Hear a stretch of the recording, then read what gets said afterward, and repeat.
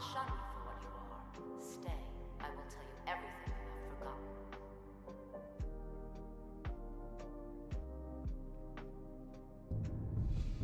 forgotten. Yo, how's it going, guys? I am the best.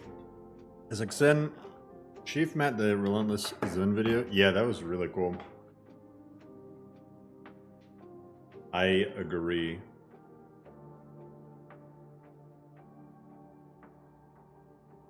And yeah, hopefully it'll get even better with the full version of the video he's planning. Hey Jamari, I am doing well. Thanks for asking. Hopefully you are as well.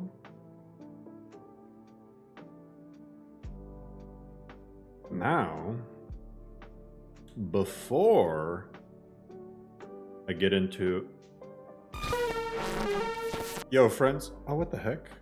I'm not showing up. Why is that?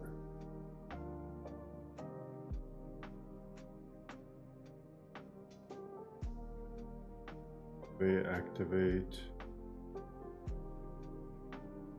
The heck? Like...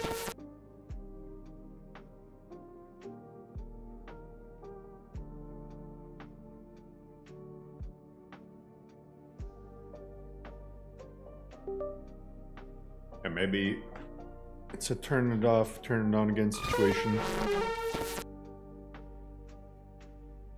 Hey, there we go. Just here to watch Ned and head to bed. Hey, appreciate it.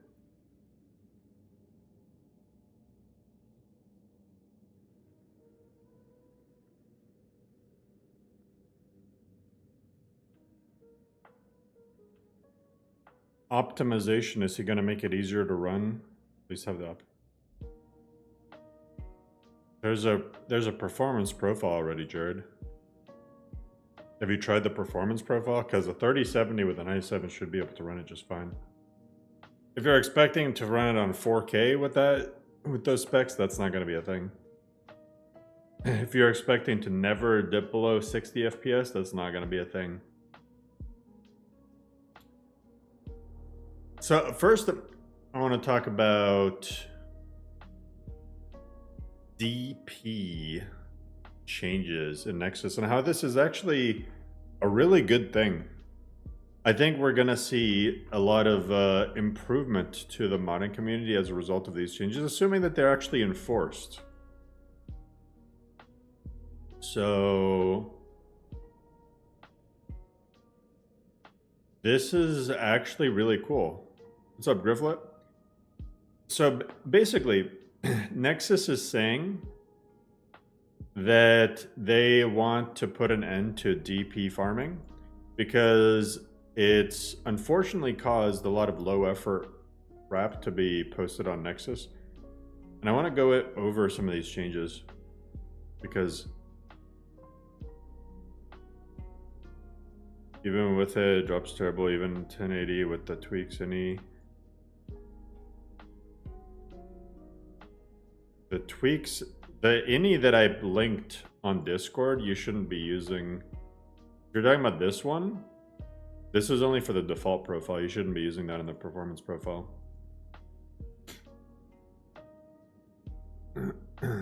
But anyway, so they've identified a lot of issues that have been causing them to implement the system.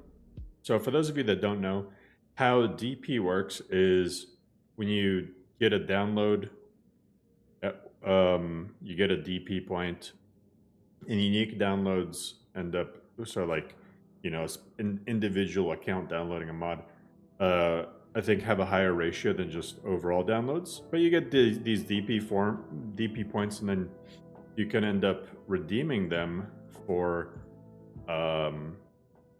real life currency or games or whatever. Ones that are published for free or remain free. Yeah. What's up, deal? But I found this. So there's a lot of people abusing the current system because this one made me chuckle. This was a real knee slapper. Breaking mods down into many smaller parts as possible to post each part on a separate mod page where there's almost no reason to do so other than to maximize DP. This instantly made me think of community shaders. The very first thing I thought of when I saw this was community shaders. Because one of my big criticisms of the reason why I dropped community shaders support for LoreRim is because every single individual feature of community shaders is uploaded as a complete separate mod, which is ridiculous. It's a pain in the ass to maintain. And what they tend to do too is when a new feature is added, then all of the other mods are updated to farm even more DP, and it's just a pain in the ass. It's even under different modders. Yeah, most of them are doodles though. So yeah, I mean, under different authors, it makes sense kind of, but like, you know, if it's the same mod author, I think it's ridiculous. Reposting updates. This is basically uploading an old mod on a new mod page, making it seem like it's a new mod to farm DP. Modless stuffing. Creating, and I don't notice this issue with Wabajack lists.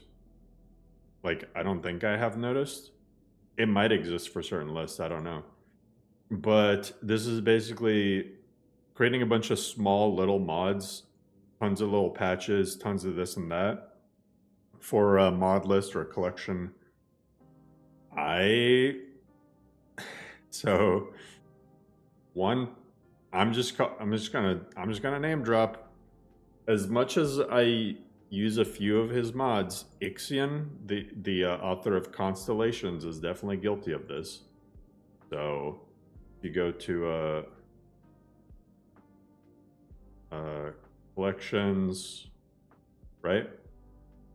So Constellations is even though I can never get this frickin' thing to work ever, right? It's like the most popular collection. But then when you go to, and it has like 1,700 mods, right? But when you go to Ixion's profile, dude has 300 mods, and almost all of them are tiny little patches for his collection. Collections, I should say. I don't know if these are even opted into DP, but yeah, of course they are. They're all opted into DP, even though it's just a bunch of tiny little, like, it's the equivalent of if I went to where is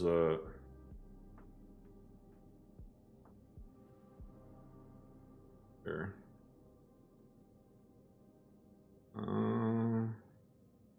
It's the equivalent of if I went to all of these, like, look at all these patches that I made for LoreRim. Imagine if I uploaded all of them to as a separate mod. Imagine if I uploaded every single one of these as a separate mod. And keep in mind, anything that starts with LoreRim is like also a mega patch, so these could all be split up into tons and tons of stuff. But yeah, it's that's one thing. This one is crazy. I really want to know who the hell's doing this. For them to put this here. Quid pro quo in mod lists. Although it does say while less common, but that means that at least one person must have been doing it. While less common, there are a few recorded instances of the curators of popular mod lists approaching mod authors and offering to include mods in the collection/Wabajack list in exchange for a cut of the donation points. Damn. Damn. People were doing that? That is crazy. Yo, WizKid, where you at, man? I have so many of your mods. Where's my cut? Where's my cut? Zav Bio, where's my cut? Isn't that kind of preferable though? Because you can download just a patch for something specific rather than a bunch of... No, friends, the problem is they're adding tons of little mods on all separate pages. A lot of people, they'd rather like, they should group the mods into an act, like what most people do if you've seen them is have like patch compendiums, you know? So like if you search like, there's like patch, right? You know, Crypt has a patch hub, Quinn has a patch hub, the author of Filthy has a patch hub. You know, if you're gonna do just like tons and tons of little patches, they should be on like their own little page, or at least they should be grouped by category. Like all of those Requiem patches should just be on like one patch page, like how Ghoulmasher does it. Why is a modless creator kind of enticing mod authors? Without the mod authors, you can't create your list, dude. I know, it's people are just weirdos. Faux mods. Yeah, apparently there's an automated faux mod creator now, which is pretty cool. Botnet farming using large numbers of throwaway accounts to generate a disproportionate amount of downloads. I feel like this probably doesn't happen that much. I could be wrong, but I don't know why it seems this, out of all these reasons, this seems like probably the least likely. But like I've definitely seen, I think the biggest thing I've seen is mod splitting. This mod splitting just, whenever you go to like, you know, new mods, how many of these are just like, am I even in Skyrim anymore? No. Like how many of these new mods do you see that get released and they're just like tiny little pieces of crap, you know? I mean, you get some good mods, but so many of the things you see the same authors over and over and over posting just tiny little mods that really don't even, like, they don't really do much on their own. So, anyway. That's pretty crazy. I mean, the payout. So, okay, how this is good though is ideally they're gonna change the algorithm, and people who abuse the system are gonna see their payments tank, because how payments work, right, is for the DP system. Is Nexus like pools money together each month, and then they use that, they distribute from that pool. So it's not like a guaranteed, it's not like you're guaranteed to get a certain amount of money per download, right? I agree with these new policies, but gotta address the 44% increase in Nexus during premium. Are they not going to give more to mod authors?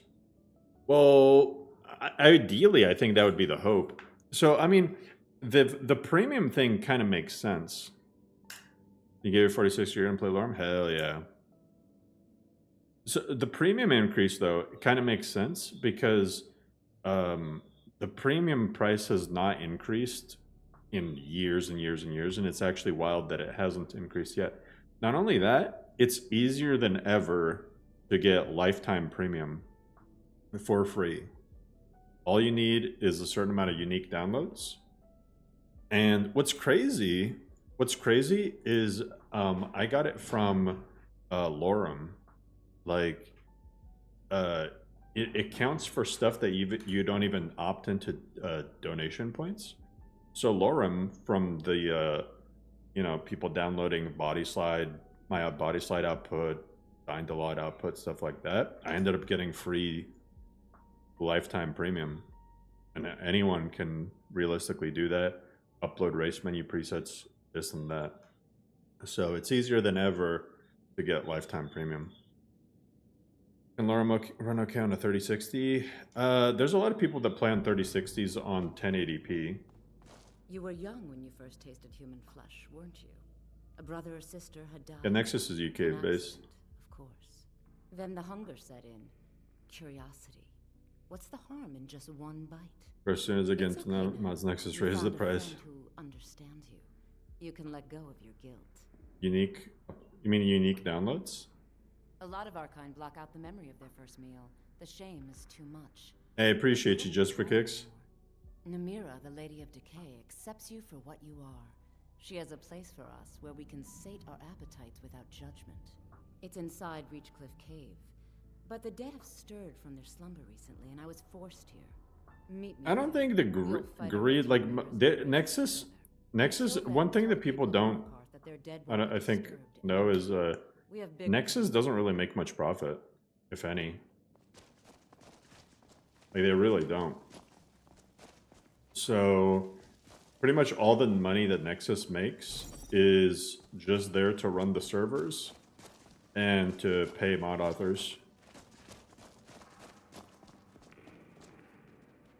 I mean, Nexus has millions and millions of people downloading stuff every single month. Millions of downloads per month. So, I mean, the price increase, I don't know how they were even getting by before. That's good, Frederick. What if no one downloads a preset? No, people have to actually download the... You have to actually put some effort in. Just make a mod that people want to use. And like I said, it doesn't even have to be like something crazy. It can be race menu presets. You can start your own patch hub. You know what you want. Oh, one thing I want to change. I don't know if you even can. Missives. General. Easy quest. I don't know what it means by like easy quest and stuff. I kind of hate that. Because these ore gathering quests are kind of broken sometimes. Corundum ore.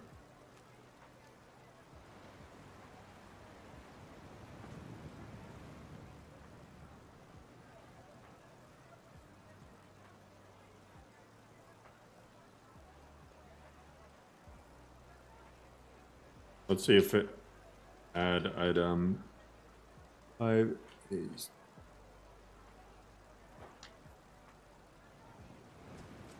What the heck? So if I just give myself the corundum ore, it works. Interesting.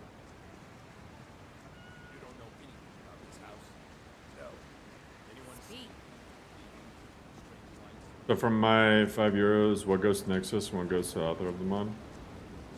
I don't know. Well, it all goes to Nexus, then Nexus pools the money together and distributes it among the authors after they pay for their server costs and stuff. So like I said, it's not a guaranteed amount. But technically, the more people that become Nexus Premium users, the more the mod authors can make. In theory. So my hope too is with this premium increase is that people end up getting paid more. And this right here is probably why they're increasing the premium. You see, the payout per 1,000 downloads is kind of like, it's kind of been steady and maybe even slightly declining since last year. But the total payout has kind of been steadily increasing. So I don't know. This makes me think that yeah, this is just kind of the system's being exploited. The Silverblood family will be heard. I'm the Jarl's personal blacksmith. Thank you. Here, this is. At $9 starting in June, plus tax. There's no way they're not making good money. Well, keep in mind though, J-Man, I would wager most people don't have premium. I would wager most people don't even use premium, because most people probably only use like max 100 mods, and you really don't need a premium for that.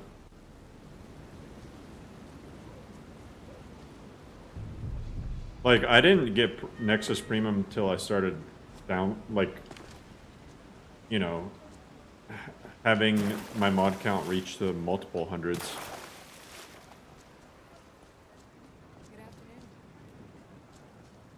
So, yeah. Big is your SSD. This current one that this list is running on is 4 gigs. I have 3 other drives. Premium is only useful for constantly switching. Yeah, that too. Like, a lot of people get premium and then they cancel it after they download a mod list or whatever. So.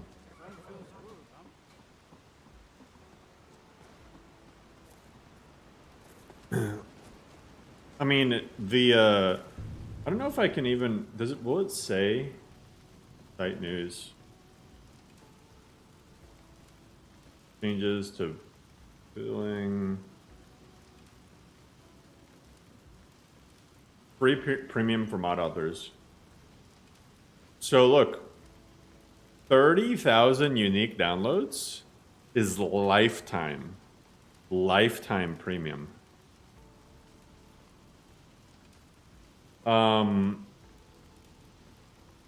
And then look at this. Just starting at 1,000 unique downloads, which is a lot easier to get than you would think, you get a free month. Oh no, it's every 3,000. Yeah, so every 3,000 you get a free month.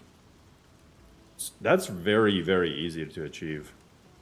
That is very, very easy to achieve. 3,000 unique downloads. I mean, just, hey. Make mods. Make mods. That's all I'm saying. Like, people go crazy. If you go to the most endorsed, or like, go to the most endorsed for Skyrim for like a month, right? Like, the first few are gonna be like, you know, high effort mods, but once you get to like a few pages in, you'll notice like a lot of people will upload things that are just like little presets, little retextures, little mesh edits, things like that, and they get tons of unique downloads. So the thing. Hell, make race menu presets for LoreRim. You do a good job, I'll include them in, and bam. That's good, second hour. You got perma premium? Hell yeah. Got the premium pretty cheaply, or it wasn't a purchasable option. Yeah, it's not purchasable anymore, unfortunately. But the fact that you can get it for free is pretty nice.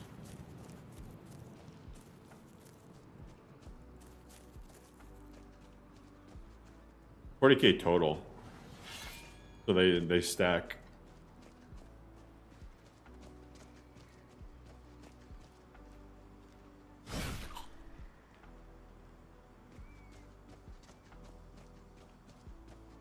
You paid premium for downloading Novus? Oh. Visuals look kind of different. How do they look different? I haven't touched anything.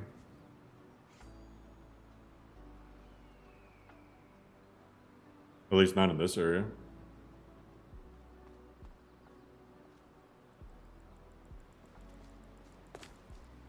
Hey, McCary? The grass is definitely not different. The ENB is definitely not different. The UI is different. The UI is different.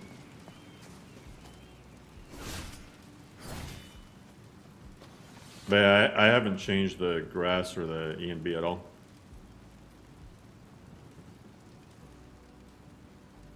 My character's head looks like Jake Paul's. That's funny. LoreRim has always been just it. It's always been it. What's good, Lux? Why is the water so blue in LODs versus close up?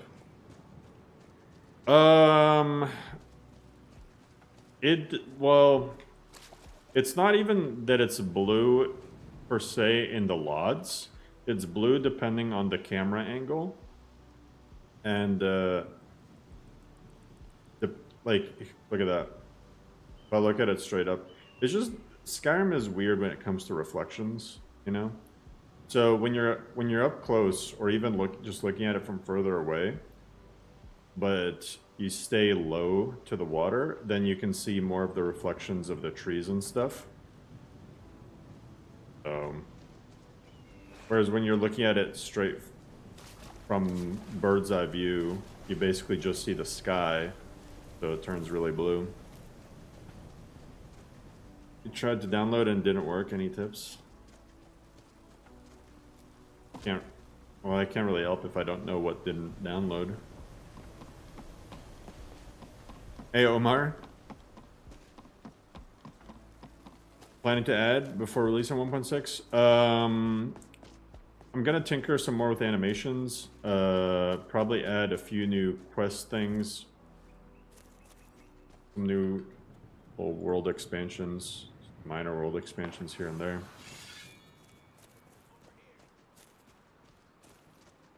Yeah, we were just talking about the DP changes, actually. Take this. Come.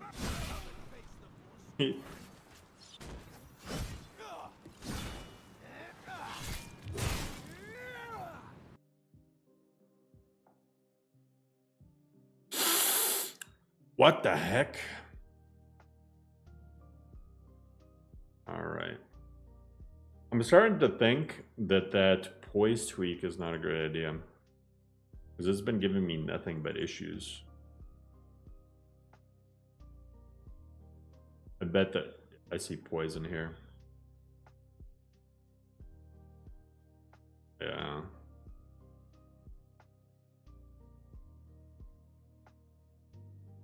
It's very, yeah. I'm gonna get rid of that.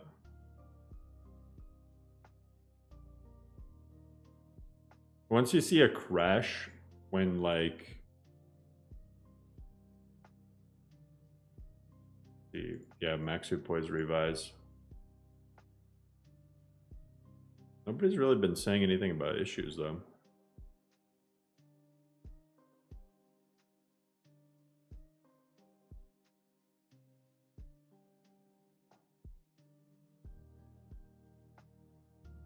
Why this mod exists?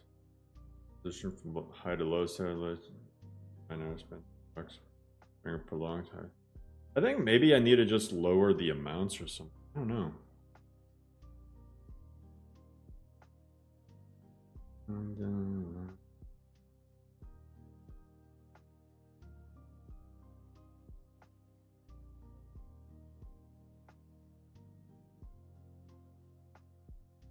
I'm gonna get rid of that. Unfortunately.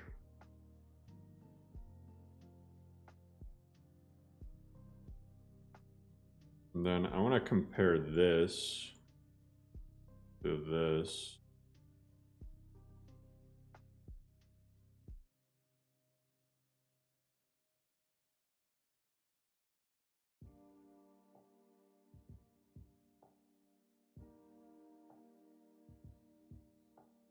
So some of these changes I like. But some of these other ones are causing problems. Armor slot.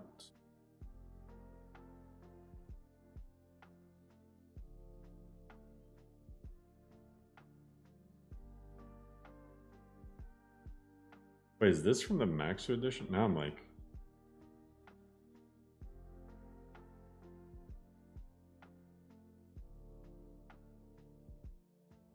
Body, hands, feet. Okay.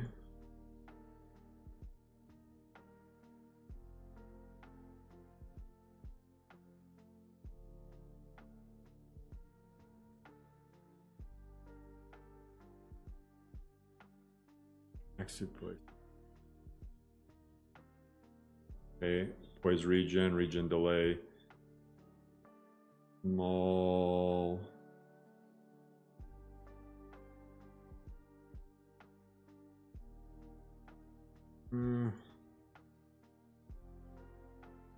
I think I'm gonna do base armor, poise health 150. Base poise health. I think I need a raise. Yeah, heavy multiplier is fine.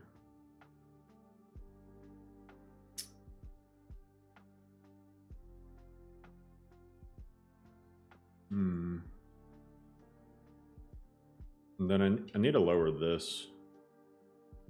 Make it 2, 1.5, 0.25, 3, 4.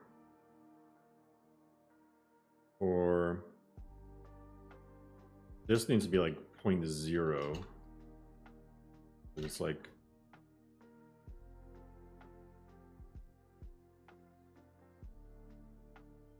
okay.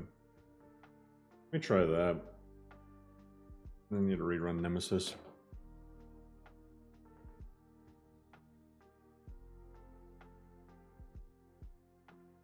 What exactly between lore? Oh, wait. Should have had that too.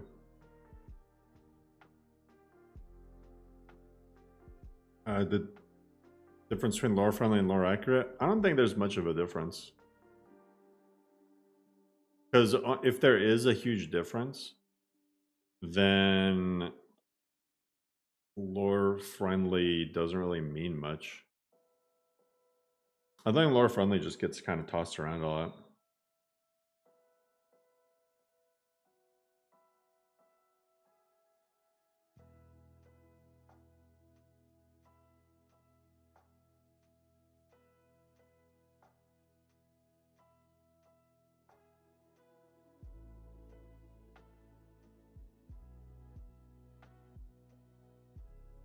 Oh, you think the bug fixes doesn't work?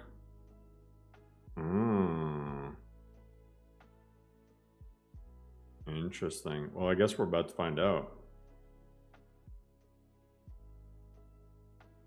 Wait, so you use 1.5? I don't even. Okay. That might be why. That might be why like always shows up when I'm having a problem.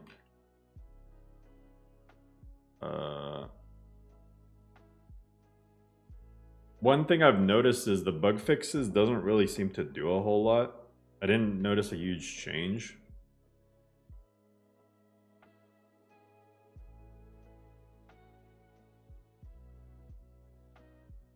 Here, let me just get rid of that.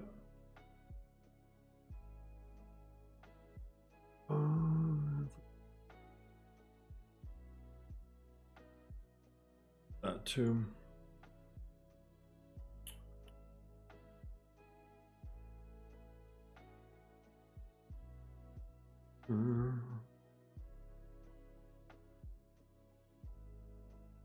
Lilac is the hero that we need. Walked away and came back to Ghost Picky. I can hear him, but I can't see him. Hi! Can't see me. I'm John Cena. For the most extreme mod list that you play, do you recommend 12 or 16 gigs VRAM? I think 12. I mean, it depends on your resolution that you play on too, but 12 is probably what you need. Beyond 12, what matters more is like the actual quality of the graphics card, you know, the clock rate.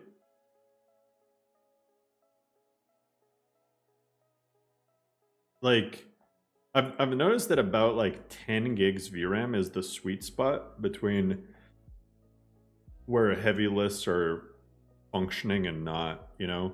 Like 8 gig cards tend to always be in that weird range of like one update the list is playable and the other update the list is unplayable. So 10 is like kind of the sweet spot from just like what I've seen people say, where you get some wiggle room, you know?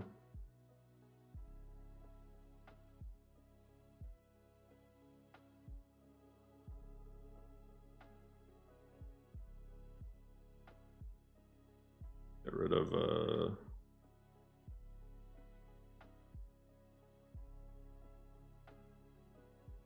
I've added so much to 1.6. It's all your guys' fault.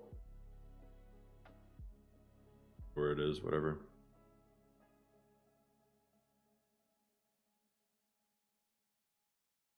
Vagabond 12 gigs VRAM. Is that the requirement?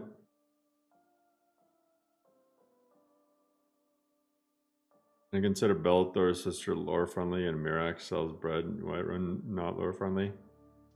Yeah.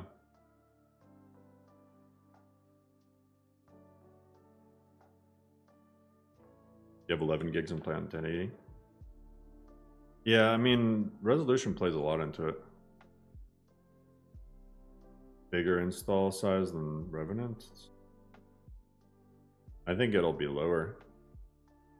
That video about Vagabond's equivalent to MCO for Magic, are you adding that? No, because that mod is like a work in progress, and it just doesn't make sense in the context of Requiem at all. Requiem needs, like, Requiem magic is already strong, and to break that completely by just being able to spam cast spells, it'd be funny, but when is my Sky Valor thing coming? I don't know. What's your opinion on immersion versus realism? I think immersion is there to put you in the world. Realism is there to take you out of it, because you start getting reminded of the real world and don't feel like playing. I don't like realism. I really think that everything should be meant to be immersive and streamlined. That's my playstyle. I don't like pop-ups. I like to play the game, but then have cool little features added everywhere. Things that you can do and interact with and stuff like that.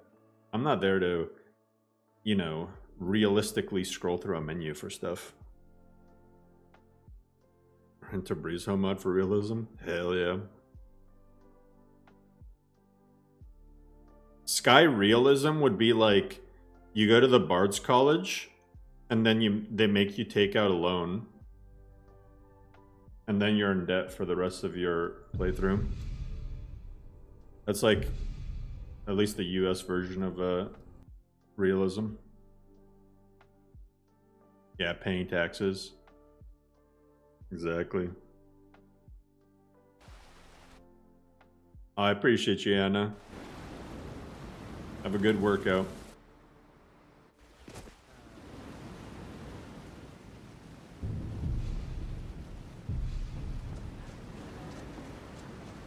Sky realism, you go to the Bard's College, get rejected, yeah, and then you start leading the Stormcloaks.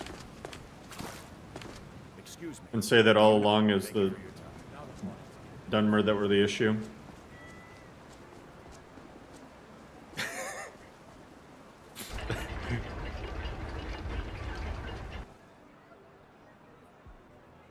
Use the Dunmer as scapegoats.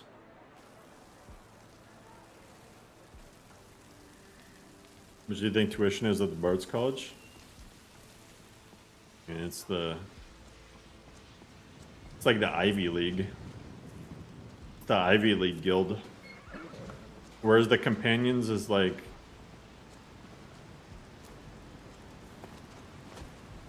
I don't know. You can't even say the Companions are like community college, because like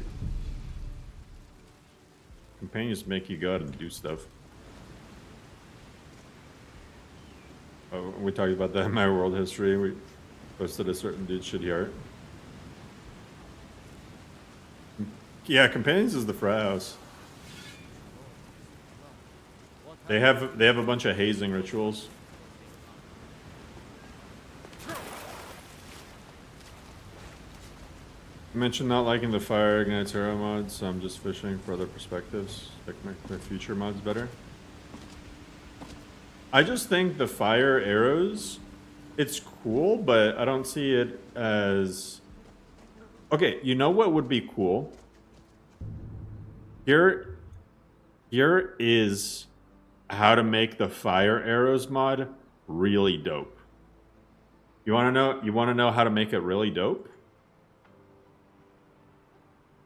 Make it so that if you have a linen in your inventory and like Dwemer oil or fat or something, then you can use that and then take the arrow over the fire and then combine them and then make a fire arrow.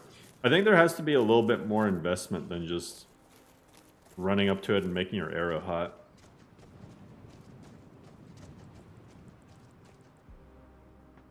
I think if it did something like that, that'd be cool. Yeah, fire arrows were used in real life, but they always had either gunpowder or some sort of oil. Because you can't just put an arrow in a fire. All you have is a hot arrow.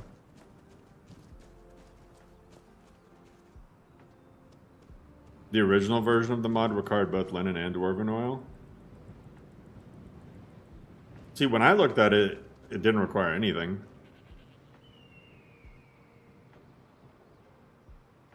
Only took that out. Yeah, see, I would like that. If it has some sort of investment, then I think it's fair and balanced. I mean, especially if you have something like LoreRim where the difference between fire and not fire is like Draugr coming back to life, you know. Fire can be very, very strong. I appreciate you, Nico. So I asked about immersion versus realism. Well, at that point, though, it's immersion versus gameplay. Gameplay balance.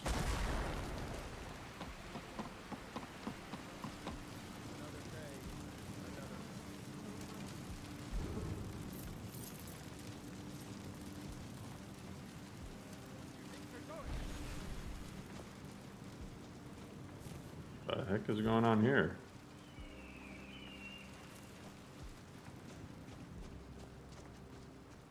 First thing I always felt it was too complicated for such a simple concept.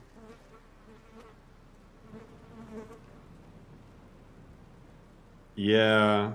I mean, I think there just needs to be like some sort of investment.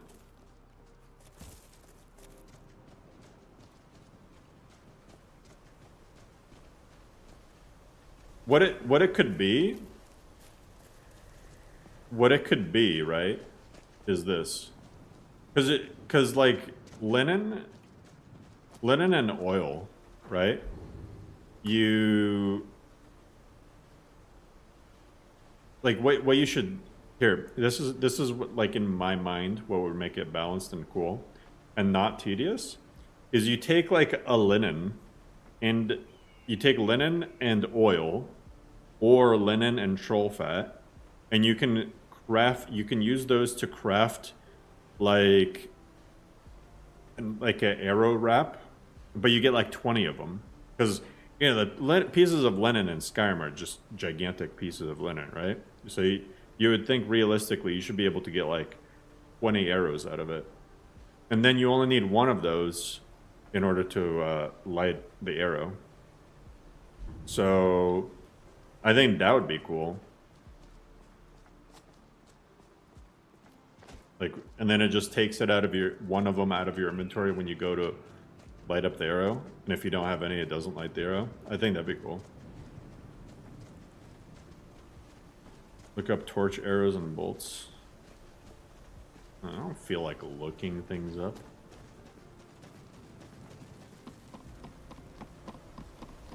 and then you could expand that concept even further, Solace, to have like use different materials to make like shock arrows or oh, now I'm like, now I got so much stuff. Like, all right, look at it this way. Maybe require like soul gem dust. Maybe require like linen wrap and the soul gem dust or whatever it's called. And then you go to the soul cairn, and you know how they have those like lightning bolt things coming down? Yeah, you put your arrow in front of that, and then you can make a electricity arrow, or like, I don't know, just something like that. Because you can make it really cool and have different types of arrows. But I think like, I don't know, just getting it for free isn't, you know, for everybody. Adding arrows as a component would create wrapped arrows, which you could light, maybe. Yeah, you could do that too. Ice cubes for Frost Arrow. Well, for Frost Arrow, maybe, like, you know, there are like frost salts, or maybe you go to the Throw of the World, or I don't know. First arrows requires dwarven arrow and fire salts. Fire salts are hard to get though. What combat mod? I'm not sure what you mean. Because there's a lot of mods. So there's TK dodge for dodging. And not only that, it's perk locked. So when you start off, your dodge is crappy. But once you pick up the right perk in the evasion tree, then you get a better dodge. And you can also dodge attack. You also have MCO. And I added a bunch of little For Honor things. And screw Lucian.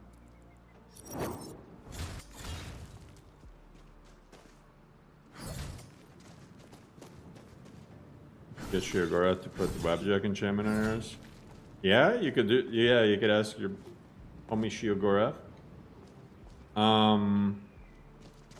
There's Sekiro combat for pairing.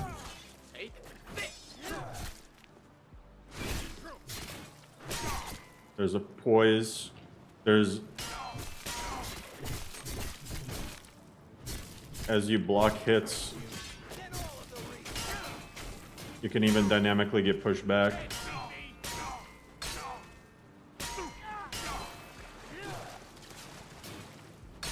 Enemies, depending on their skill level, they can have cracked animations. They can even dodge, just like you can dodge. How long did it take to make this list? It's been continuously developed since December. I don't want to bloat the mod with 20 plus recipes. Yeah, no, just like a light one, yeah. Yeah, that's what I'm saying, Solace. You guys' hair looks aggressive. It is kind of aggressive. Also, I need to fix my... Because I broke... I thought I fixed something, and then it turns out I broke it. So... Hey, Gears? You also have stances. So you have 4 stances per weapon. Woo! And you even have them for first person.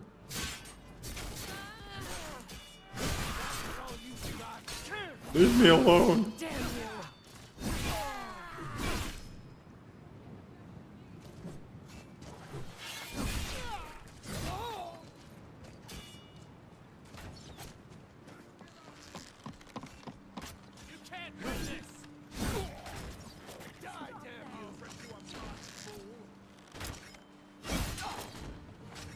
Yeah, this is LoreRim, dude.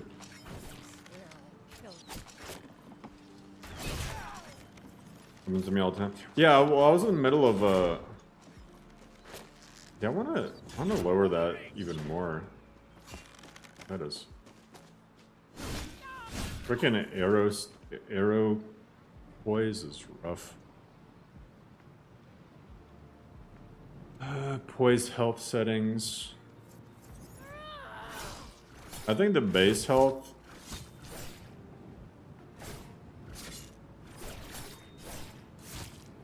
is damage.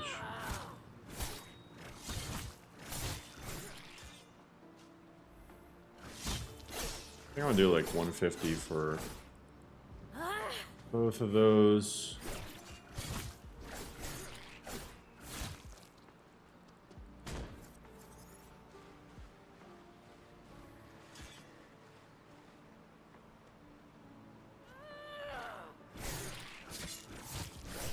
Small stagger. First.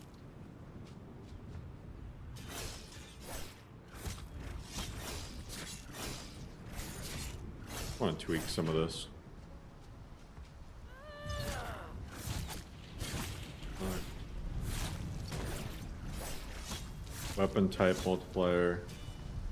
Oh, it reset these. Dude, this needs to be way lower for the bows and stuff. Oh, stuff.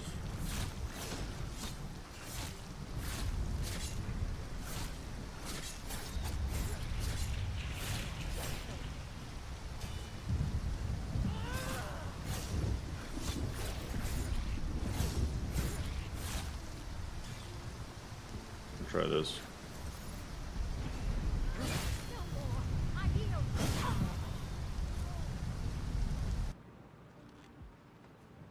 Couple weeks back to remove textures that are being overwritten. Yeah, I've been removing stuff.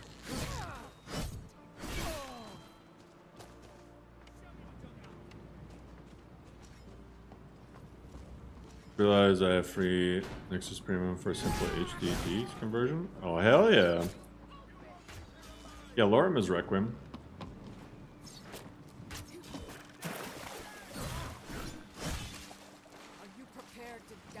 See, when people say that LoreRim doesn't have any booba in it. Just go look at the Forsworn.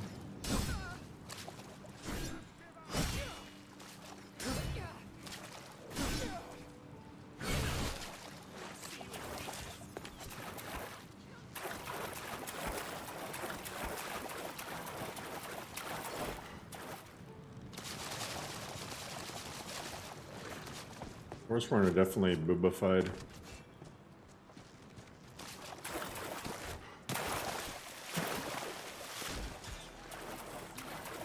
Did I ever get the, Oh, I never went to get my, levitation gem. Yeah, exactly. Wait for the Ostin patch. My mod was less intended to augment combat and more to encourage merchant gameplay and creativity. So nothing too strong. Yeah. No, I thought it was cool too. I just also thought that it would break the balance. I mean, archery is already very strong.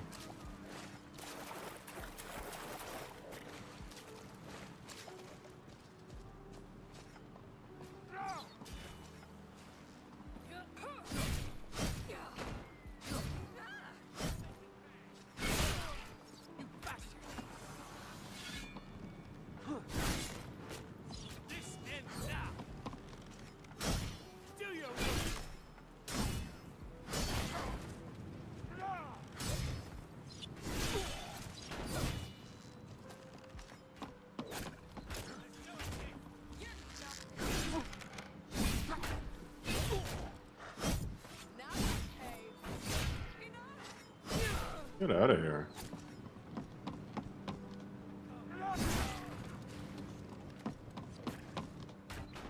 Ow. How's Lucian still? I like how to help him up, it's a fish.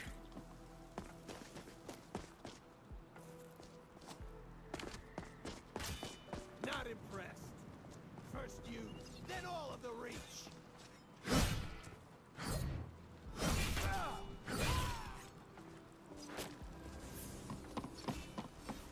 God, there's so many Forsworn here. This is like a Forsworn city.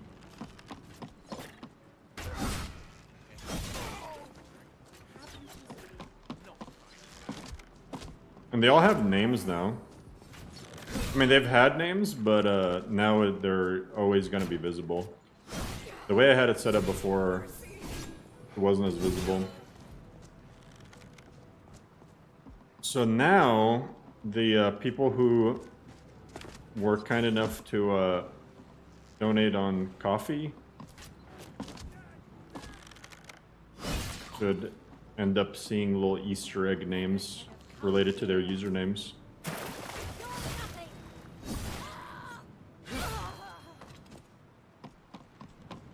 I need to add more of them.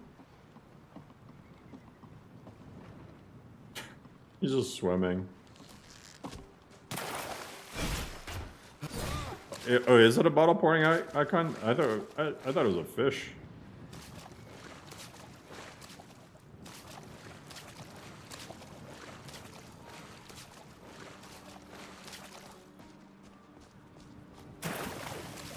Oh yeah, Grifflet. I mean, I don't know if we can find one. There's a lot of names to sift through, so it might be like semi-rare. But they are out there. Hey, Armando? I knew I could find you. Lost? Great. Now I'm gonna have to kill you.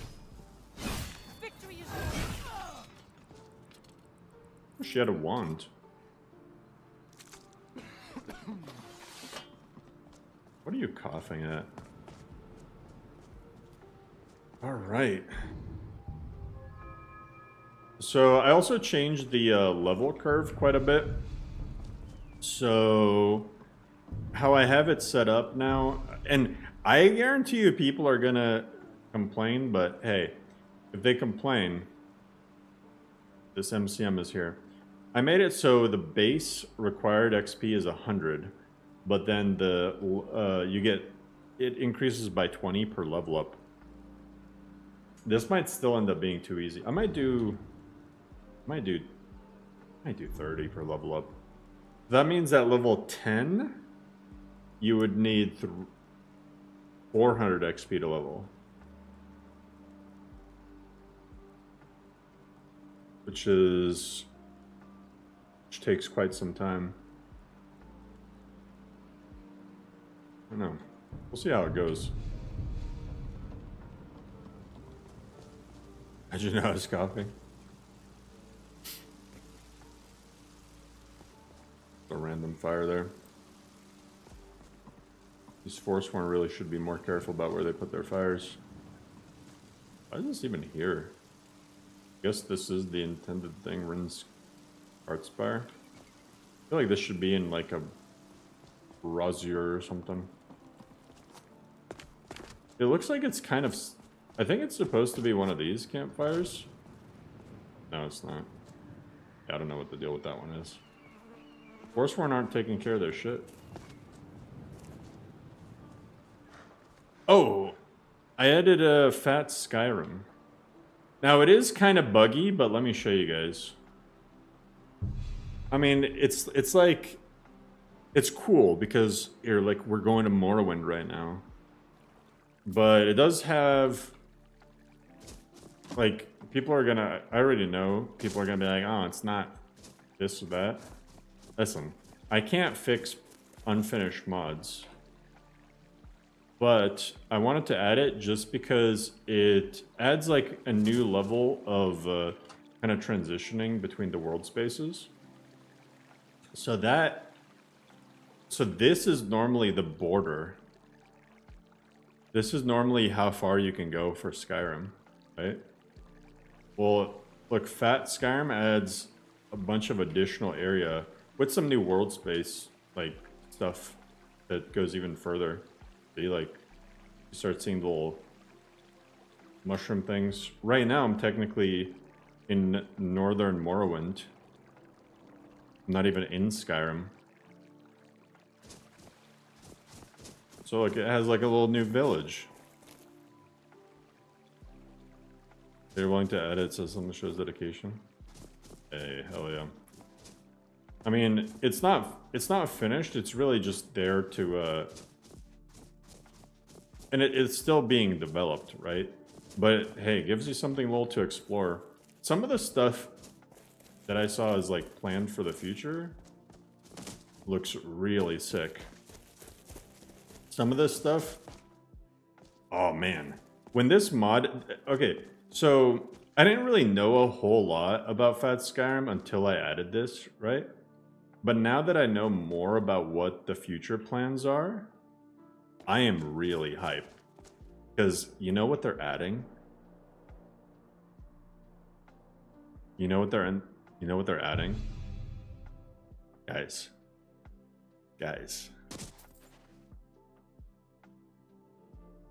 This is like a teaser into what they're adding in the future. You know what this place is, guys? Do you know what this is? Or what this is going to be? Eventually. Soon, TM. What does that look like? Eventually, they're adding Orsinium. Yeah, Pedro. This is Orsinium. The new rebuilt Orsinium. See, look, Orc Temple, Orc Stronghold. Yeah. It's unfinished, but it's so cool to just... The fact that you can, like, go here. This place is really cool. The grass is kind of floating around. I can't really do much about that, but... I mean, I'm gonna show you guys this little spot, too. Oh, this isn't the one. But this spot is actually kind of cool, too.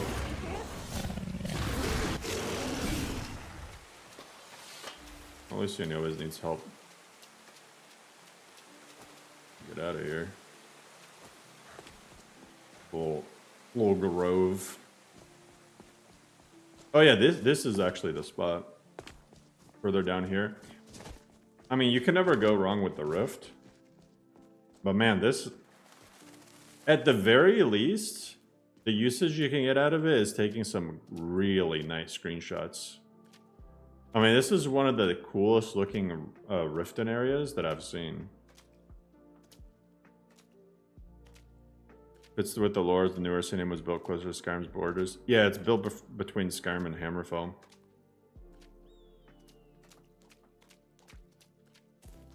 So, yeah, I mean, it's really cool.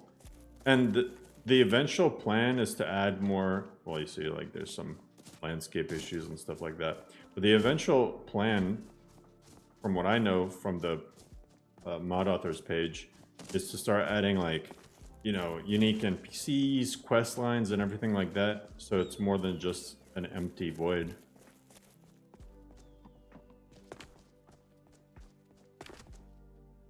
Yeah, well, let me show you the...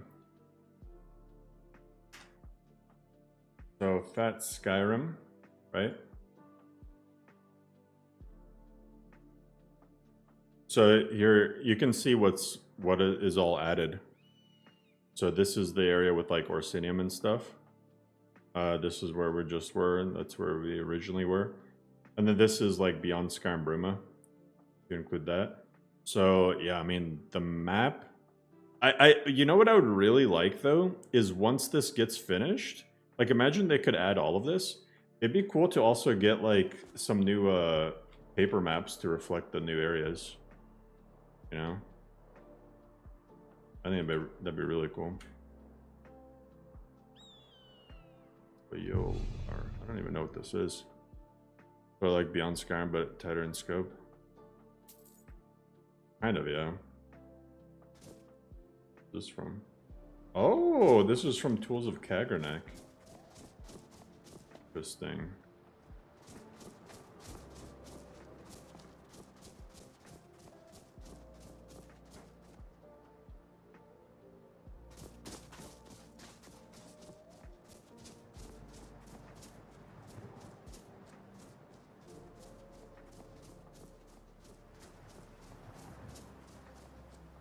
Sure, paper map. Yeah. Yeah, paper map would be really awesome.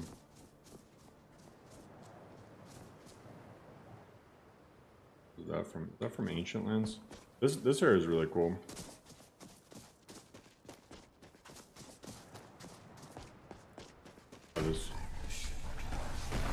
Yo, what the hell?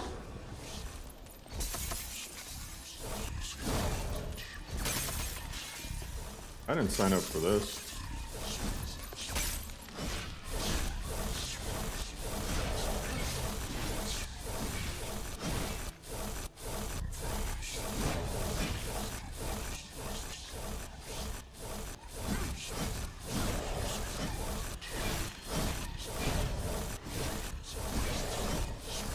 I think he's supposed to be casting a spell, but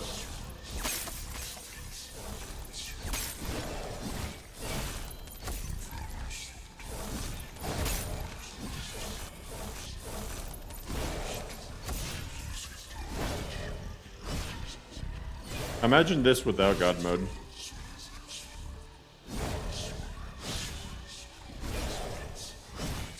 He's broken. Dragon Priests tend to break. I mean, even vanilla Dragon Priests. But like when you poise them, you're like you're forcing them into like a new animation. Skyrim doesn't like when you do that.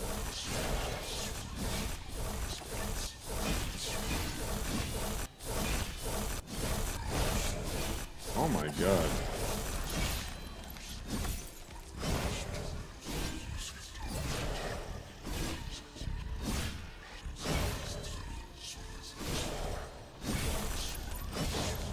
Wait, why am I using this?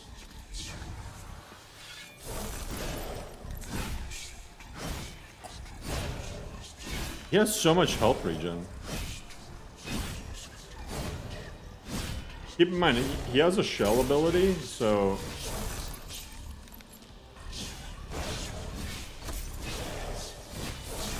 Oh my god.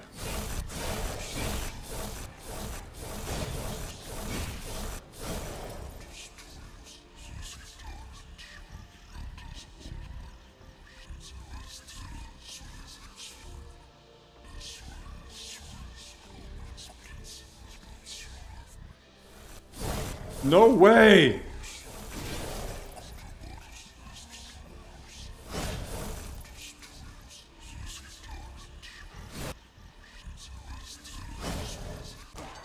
Thought I could cheat and then it made him heal.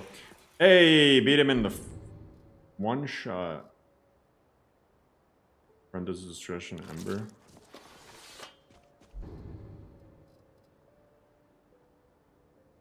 Caster surrounds the target with Burning Ember.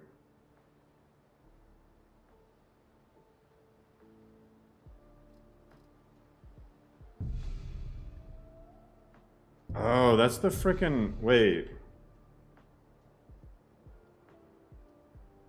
Did that spell learning mod ever end up...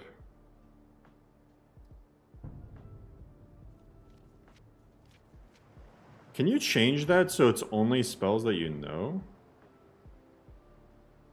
So confused. Immersive spell learning. Enable knowledge requirements. Yes. Minimum school level.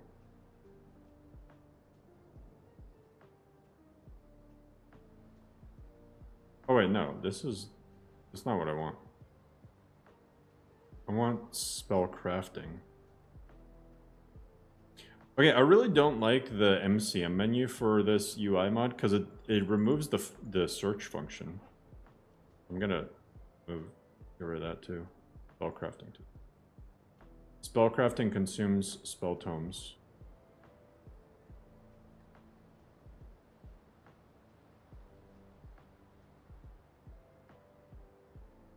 I'm gonna disable that because some people were having issues with it apparently.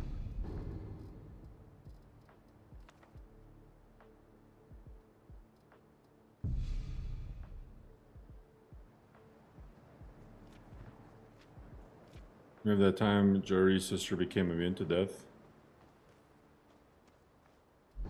that's a big rip. Yeah, because look, the custom thing pops up every time. That's kind of annoying.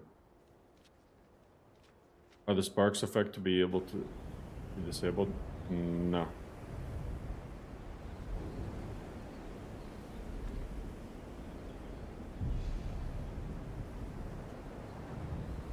Roger models will end up like Ultima? I don't think so. I mean, I hope not. I don't know. I don't know how modlists are gonna end up.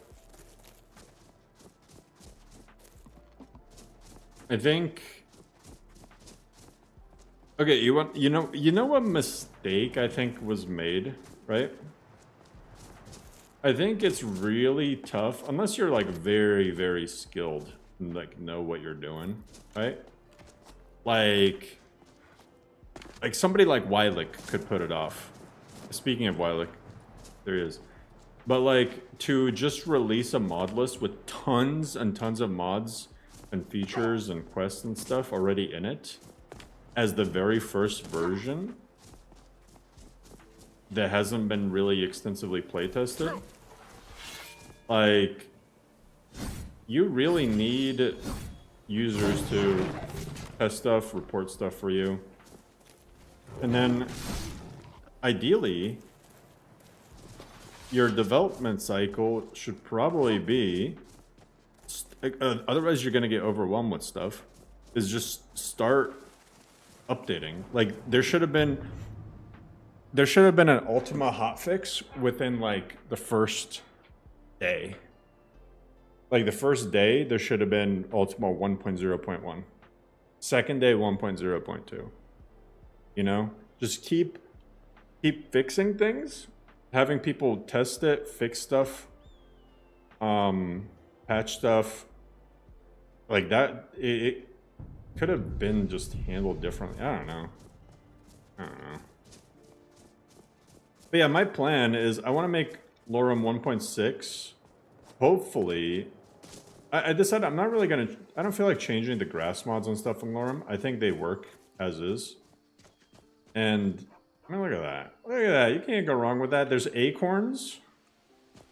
So I'm gonna do 1.6 as hopefully one of the last non-save safe updates.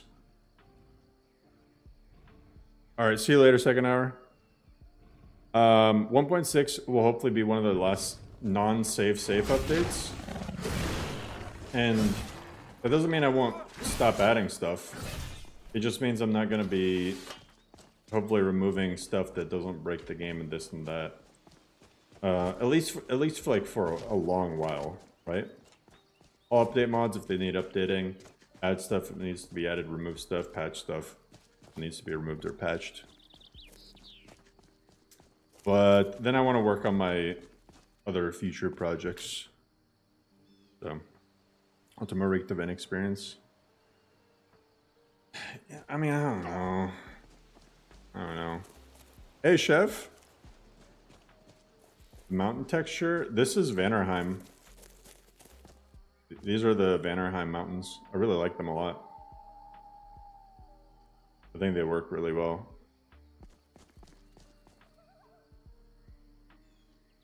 They're not too gray. They're not too bland. The meshes. I mean, keep in mind, I just use Atlantean meshes, so it blends in really well. Have I played Invicta? No. I have not played Invicta. Yeah, they're nice. They're nice. The snow texture. Oh, the snow texture I use here, that's Atlantean snow. Yeah. These are very schmexy mountains.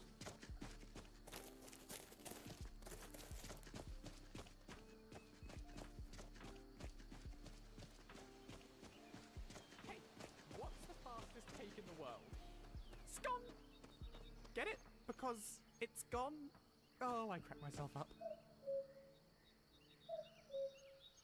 course he's talking about scones. Of course you're talking about scones, man. Yeah, you think you're funny.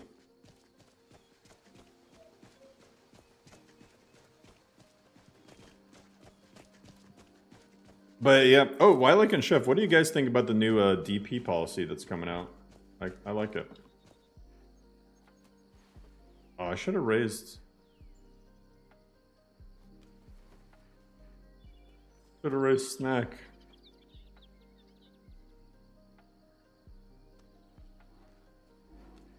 Okay, there we go.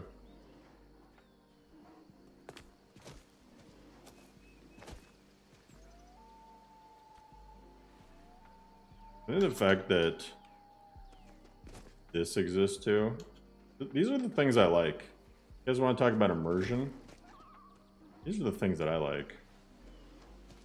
Is it realistic? I don't know. Is it immersive? Yeah. People all see is good. People abuse the system or molding hard in the comments. Oh yeah, I saw that, and they were getting like called out for it.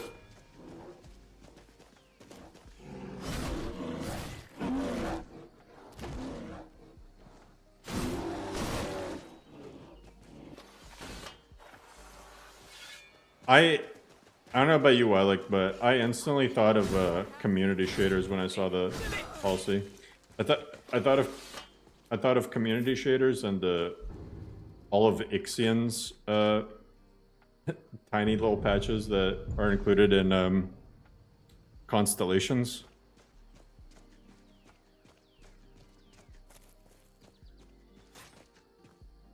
Oh, that fascist. Wait, I gotta see the comments now. I didn't see the fascist thing. That's funny.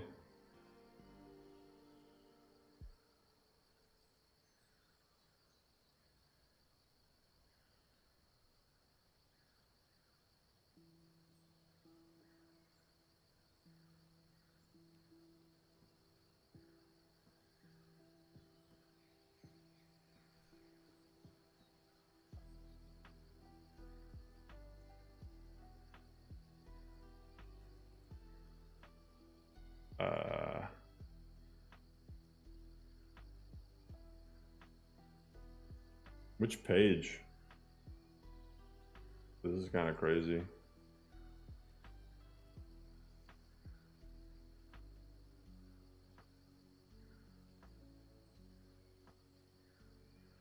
Hey, it's Mihail. What does Mihail say? Let's hope for the best reason. Oh, work out the commitment, passion. I trust Nexus as I always did for all these years of work here. I have no reason to doubt it now. I have been working hard daily for many years to produce the best I can to improve stuff produced. I'm always grateful for the DP system and the philosophy behind it. Oh yeah. Zilla saying it's stressing. What does Zilla even make?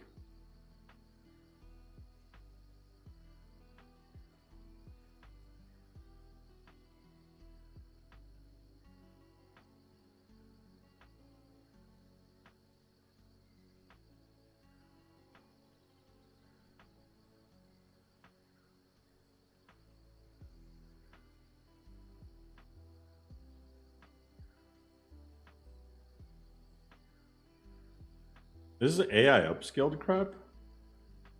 Confused. Is this AI upscaled stuff? I don't know.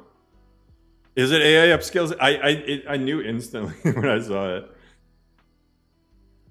That's funny as hell. Oh my, yeah. I remember when I first was modding Starfield, I remember seeing some of this stuff.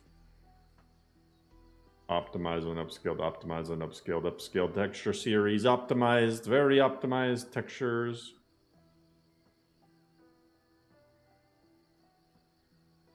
Jeez. Have they made a mod?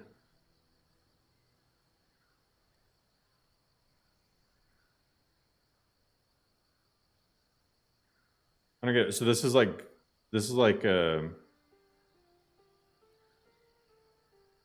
he's literally the issue that the announcement wants to address. Exactly.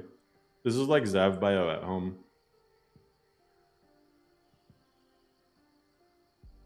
everything, all he's made is AI upskilled stuff. Wild. Everything is an AI upskilled thing. Sheesh.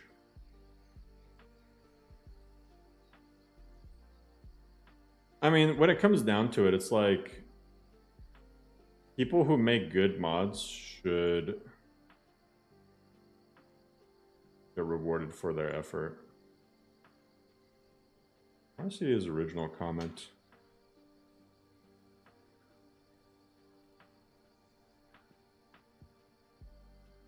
His original comment.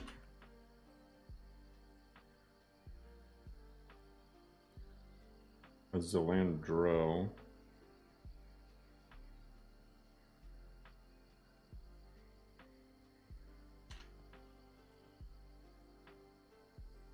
Seeing Zilla Monsters OG comment. Yeah, Xtudo. But Xtudo does a little bit more. Yeah, Starfield modding is kind of dead. Xtudo does, to be fair to Xtudo, he does do other stuff. Xtudo has like optimized meshes. He optimizes texture sizes. He optimizes ESPs. So Xtudo gets a pass. And his stuff is like well done, you know? A lot of his stuff is...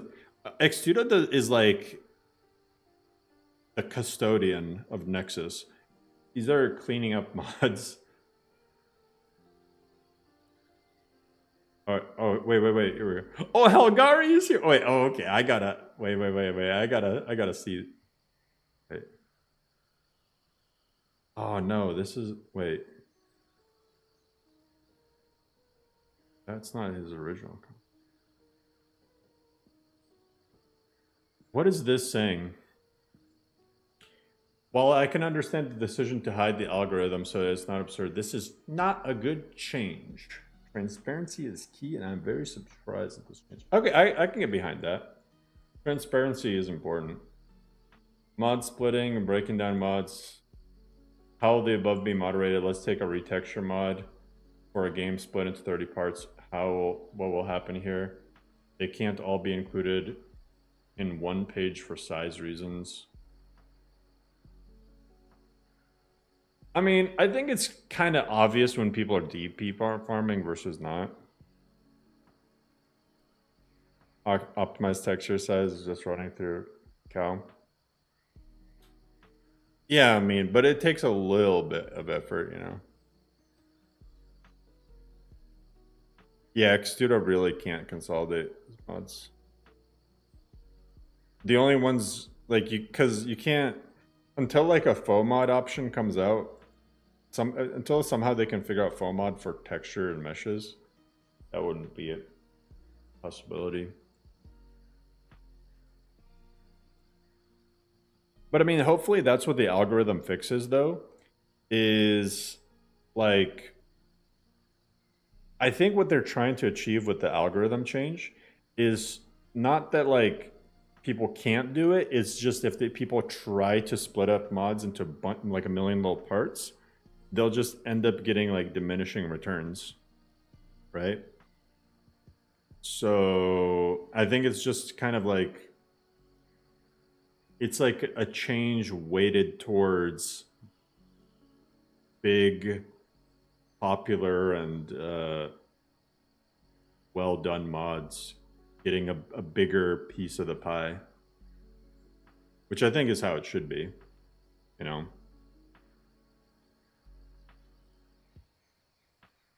Like I think one really well done mod that changes a lot should deserve more than 10 individual mods that don't take a lot of effort and on their own don't do a whole lot. Yeah, they still have creation kit too.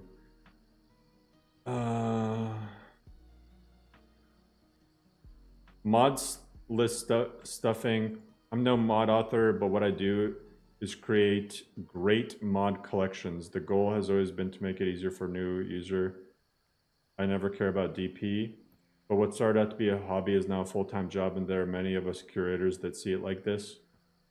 That's okay. This is a choice you make, though. What started out as a hobby is now a full-time job. You turned it into one. As something of a modless author myself, cry about it. This part I don't agree with, because you're putting yourself in that position. Nobody's telling you to turn modding into a full-time job. We can use the DP to create better collections and pay for the tools we need to. I don't. What collections did this person even make?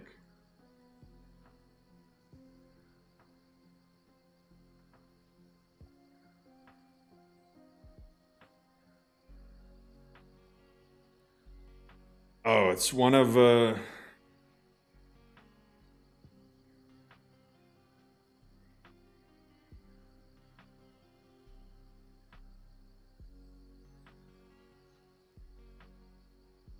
This is 30 mods. Oh my god, look, these are the people. Look at the author. It's Zilla Monster. This is literally the problem. It's fine. It'll be blurred if it's not safe for work. Look. This is the issue. This is why the problem. This is what Nexus is trying to fight back against.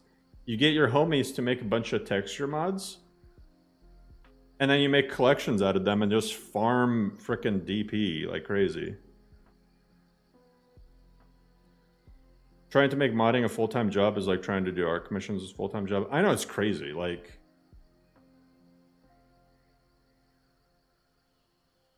I couldn't imagine taking money for modding. Coffee.com/BiggieBoss. Just as a YouTube ad starts playing. No, but seriously, like the DP farm, it's an issue. Here's the issue, right? One thing is to run ads on a YouTube channel and stuff. Another issue is like the whole thing says, there's not a guaranteed amount of money you get paid. Like it's not, Nexus doesn't have a system like you get this many DP or you get this many downloads, you're gonna get a guaranteed of this amount of DP and this is the money we can distribute. Like they pool money together each month. They have limited resources, you know? They're not run by Google over here and they have billions of dollars to give away and infinite funds, you know? So they get a pot, literally, it's quite literally like a pie, and they cut slices out for everybody at the end of the month. So the people who deserve the biggest pieces of the pie are the ones who are the ones like actually making good mods. That's part of DP is Farm Premium. Well, they changed that, so it's not DP anymore, it's unique downloads, so you don't have to use your DP on that. Also, Sopa. Oh, I gotta see all this. When did El Sopa comment?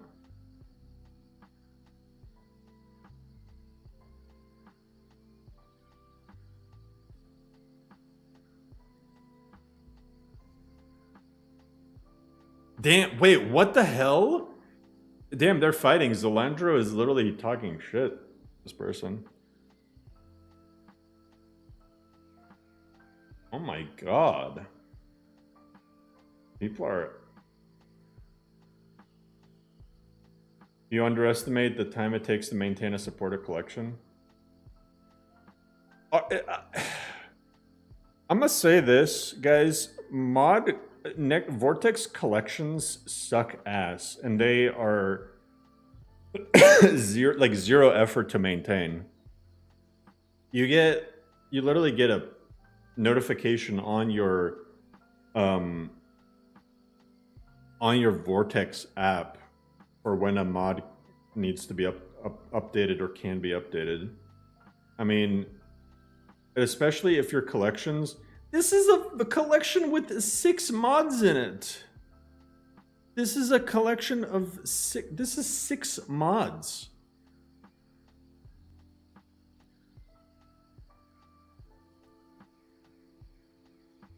Why?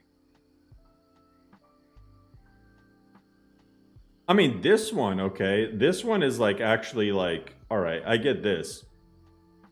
It's 1100 mods, but okay, you have one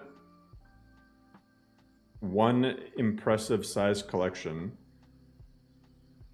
but it's still like what do you want, man? The issue, you know the crazy thing though is collections authors, as far as I know.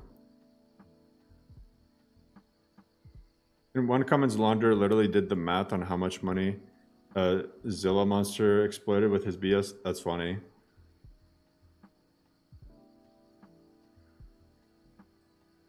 Does he usually quit his job? Yeah, quit. Yeah, I'm gonna quit my job to maintain a collection of 6 mods. You want to know something crazy? I mean, I don't care that much about it, but Wabajack mod list authors can't like really include our patches and outputs and stuff as part of the DP system, which I think is fine, you know, because like it has to be functional outside of the mod list itself, right? So I have some like things that I discovered and I thought were worthwhile to release as like their own mods, like Simplest Roads. I released that because Simplest Roads is usable and actually brings some value outside of being in LoreRim, you know, or the first person patch for MCO, stuff like that. But the actual output themselves, like you can't monetize these, so most Wabajack authors don't get shit out of making mod lists, but the collections authors do. Collections authors, as far as I know, they can opt all their stuff in. What happened to mods being passion projects? That's long gone. We're in gig world. Everything's a gig these days. Everything's a side hustle. We can add patches that would work for every list, a separate page. There's opt-in to DP, but they must be consolidated. So it would come after our ass. Yeah. Yeah, we could do patch collections. Yeah, that's fair. But still, honestly, that's too much effort. But yeah, we can't do what Ixion does and has like one separate mod page for one little patch for one thing.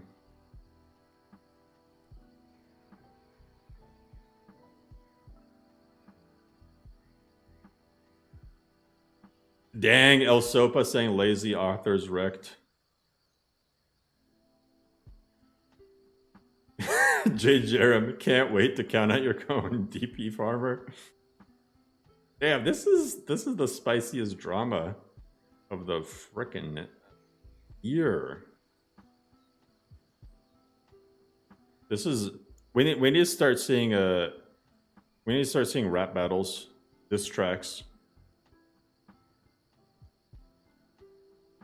We're living in a cost of living crisis. That said, why isn't Nexus's problem? We are living in a cost of living crisis, but honestly, Taylor, everything people are doing these days is just there to exacerbate the problem. Everybody is out there trying to get more money out of your pocket and like at all costs. And it just makes things more expensive for everybody else. You can't even, there's so much stuff you can't do for free these days. Putting out collections exploit DP by making every patch individual page, while Wabajack always had a rule that you can't use lists to exploit DP. That's what I'm saying. That's what I'm saying. Collections are like, first of all, worse. Second of all, the fact that you can DP farm. All the people saying like, when are you going to make LoreRim a Vortex collection? Maybe I just should. People are concerned because the way it's worded is a little weird. It sounds like Nexus wants us to consolidate our mods into single pages as much as possible, which is messy. Yeah, I think maybe they should clarify, but yeah. I don't mind anticipate people's hustle, but like womp womp, your scheme failed. What do you expect? Yeah. I like it's a problem because some people take advantage of Nexus's kindness. Because remember, this was introduced in what, like 2016? Before then, you didn't get shit. Yeah, exactly, Eric. That's why it's a side hustle. Asking for a few pieces of change on the side through like a donation link or something, like, who cares? But to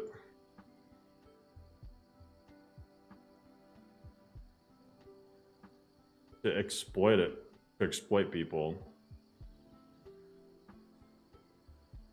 Hopefully this change won't result in the YouTube-esque algorithm that nobody understands.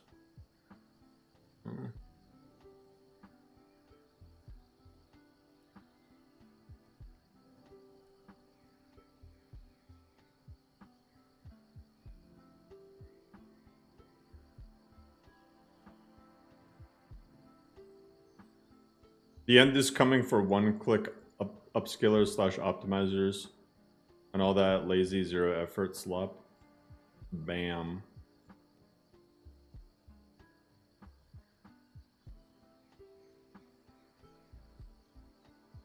Yeah, I mean, a lot of people like the change. The general consensus looks like people like the change.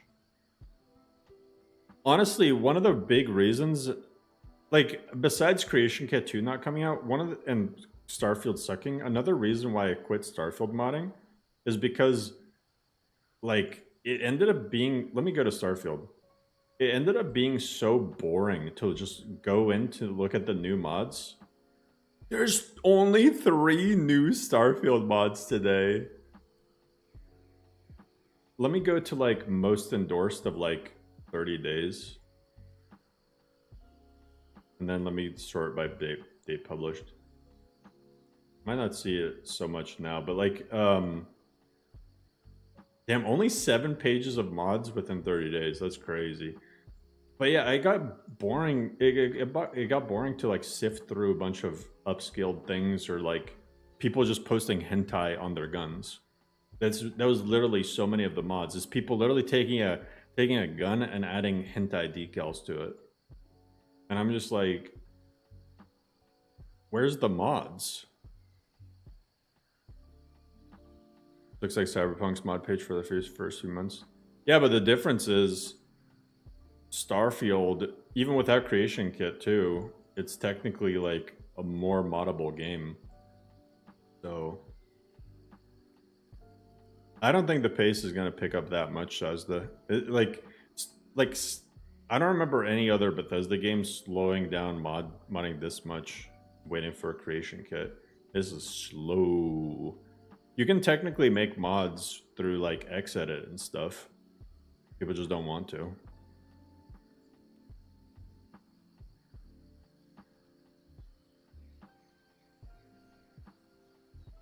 A Creation Kit will bring tons of modders, in my opinion.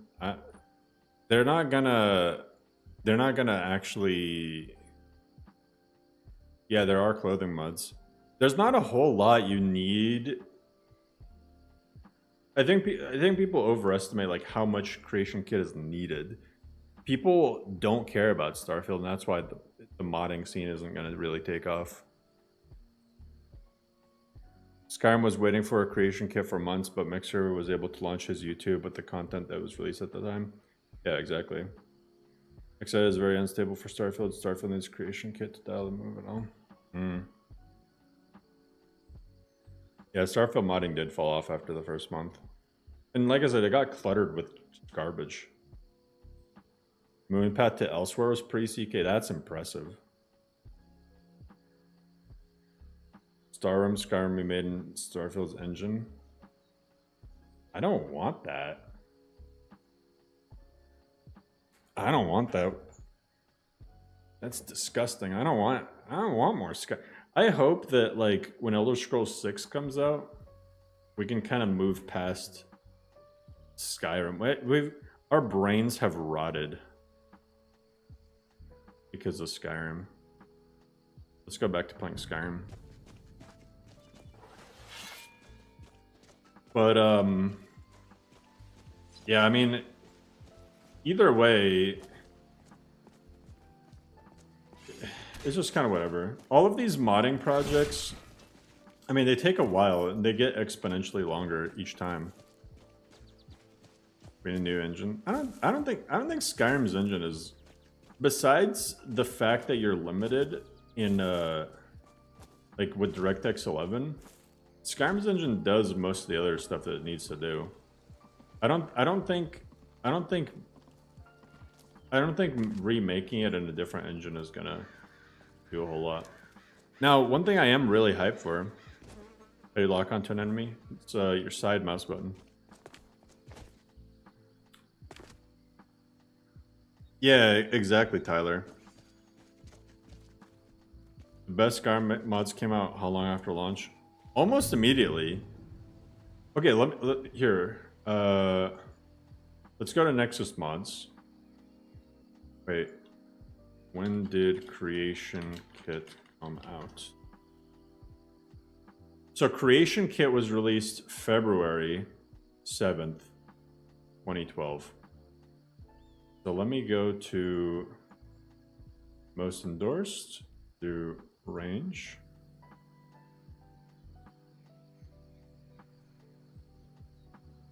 Let me do February. Oh, it's not even going to go that far back.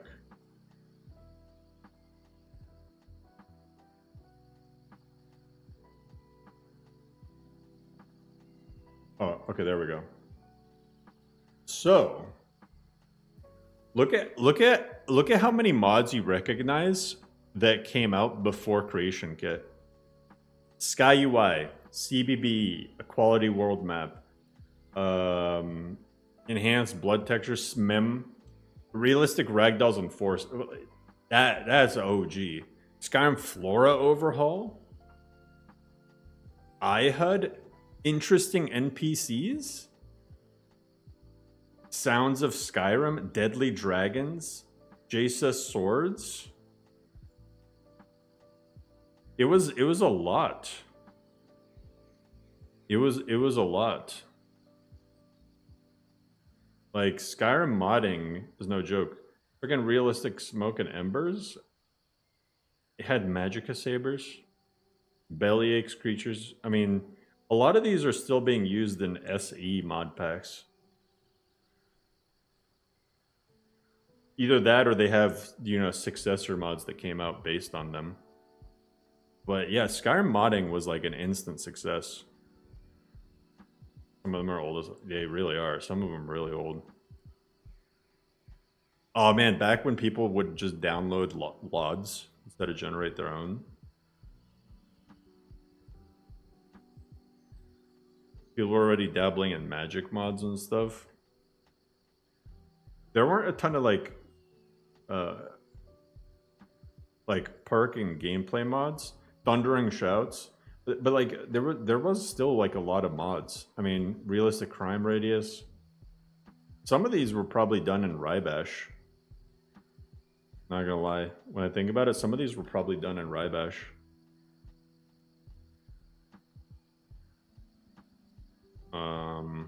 But yeah, I mean, you had 271 pages of mods within just really 3 months. And this was back then. I mean, in 3 months, 271 pages of mods. That's good. Oblivion had mods before Oblivion even came out. We're still waiting for Beyond Skyrim. We'll see if that ever comes out.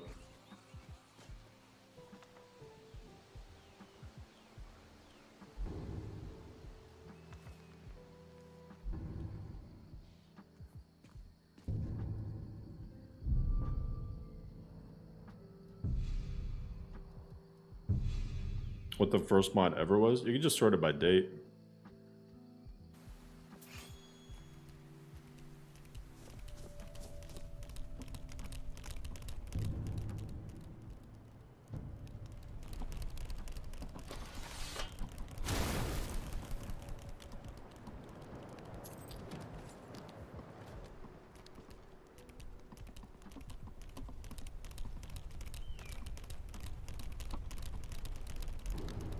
Yeah, this paraglider thing. Do I have to just drop the levitation gem and pick it back up?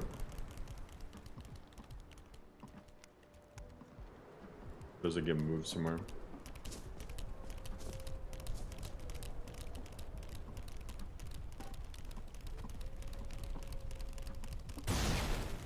Oh?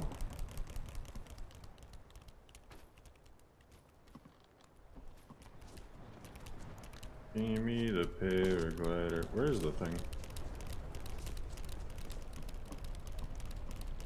Oh, I kind of want to add, let me add floating quest markers. I think I'm going to add those back in. Oh, you're hearing horses? Kind of sounds like it.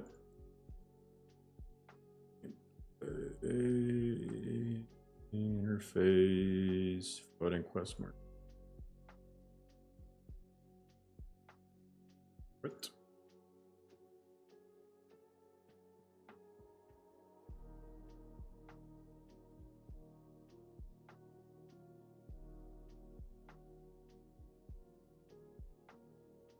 Yeah, sometimes it's there, sometimes it's not, Tesca. What do you think of Wildlander? Cool for its time. I can enable the floating markers in game. How can I do that?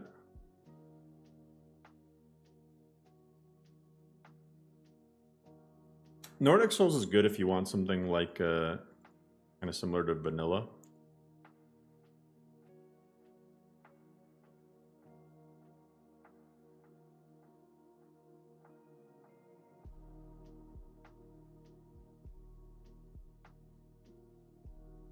We got some banging screenshots here. I'm just kind of, for me personally, I just have a hard time playing non-MCO. Settings, gameplay, enable floating markers. I didn't even know that was a gameplay setting. I just really though, like, and this is all like personal preference. I struggle to really like any mod list that has the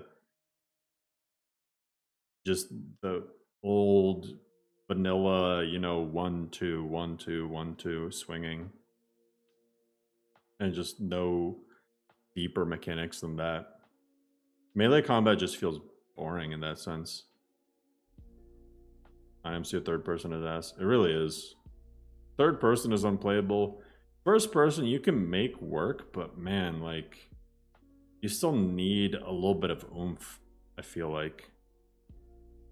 You could make a solid first person list though. First person focused list.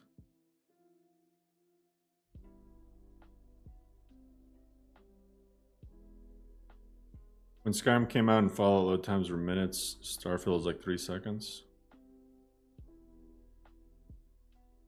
The problem with Starfield though isn't, yeah, it's clunky and cheesable. The fact that you can just move diagonally to avoid like pretty much every shot is crazy. Any popular first-person view lists? I mean, most lists are playable in first person. There's not that many lists that do anything to actually enhance first person, and that's where the issue lies. I think that's where the issue lies. Is there's a lot of lists don't have MCO, but then they also don't do anything for first person either. Oh, that's what's going on. The gem is just falling through the ground. Okay. I was like, sometimes it's there. But yeah, like, I mean, like you can do so much. You can add stances for first person. You know? You can have your little screen shake and impacts feel with meteor, sparks, things like that. But at the end of the day, it just depends what people want, I guess.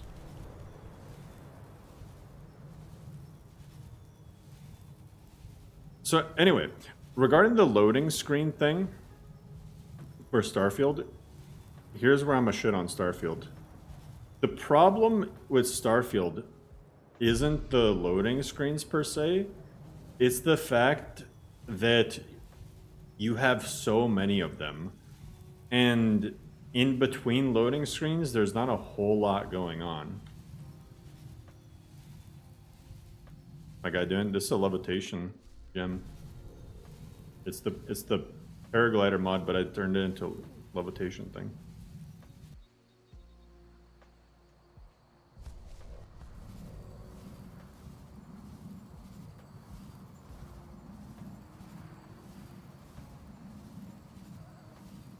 The LODs. Here, let me make it clear weather.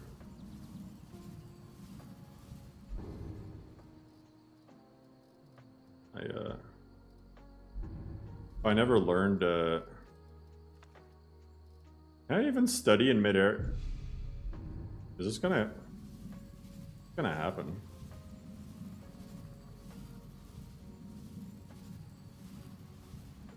Lucian needs help, rip Lucian.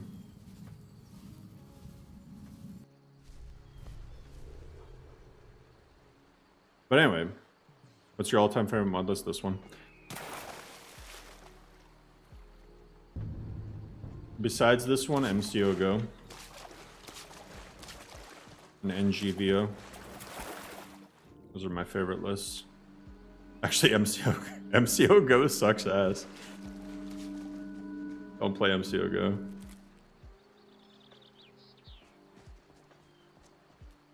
What spell was that? That was just the, yeah, Curse of Delica was actually awesome. So, okay, so Starfield, right? Starfield, I like the cities. I like the cities of Starfield, because there's actually stuff to do.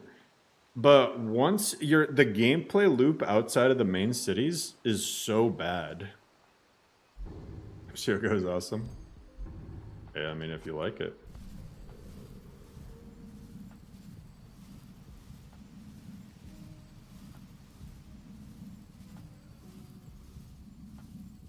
They're on a 1660, jeez. But yeah, Starfield's gameplay loop is just boiled down to like, hey, go to this empty planet, loading screen into empty planet. Actually, loading screen into orbiting the open planet. What's up, Critical? And then loading screen. All right, let me count the, I gotta count the loading screens. I gotta do this on like, I gotta do this on my handy dandy paint. All right. So, all right. So Starfield, right? You're on one planet. You're on planet number 1. This is planet number 1. And then you gotta load in. I'm gonna do like a L as for loading screens. So planet number 1, you load to your ship. Then you're in your ship. And this is gonna be the ship. That's the ship.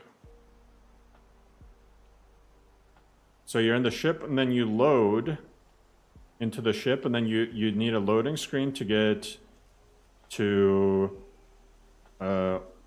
orbit to another area. And then you're in orbit, so I'm going to express this as stars. And then you load from the orbit onto the planet. Now you're on planet number 2, and you think you're finally going to do stuff, but nah, this shit empty. Yeet. And then you're on the other planet, and then you load into a POI. There's a load screen to get to the POI of what you need to do. So just to get to where you need to go, you got to pass through 4 loading screens. That's Starfield's issue. And regardless of if they're a second or minutes long, every loading screen takes you out of the game. Skyrim, There's no loading screens until you enter like a dungeon or something. You're playing Skyrim. You're in the open world. You can run around and do so much crap without any loading screens until you decide you want to go into a dungeon. They're adding vehicles. Hell yeah. I bet the vehicles aren't even going to be drivable. It's going to be like, it's going to be a vehicle that they just plop down and you press E. And it's like a loading screen. Like you're in the vehicle and then you open up your little world map and you pick a spot and then it's a loading screen and it just plays a little animation. You get there and then you play a little animation to get out. But even if they add vehicles and you can drive them around, it's not going to change the loading screen issue. Because the planets are too empty. Reskinned horses? That'd be funny.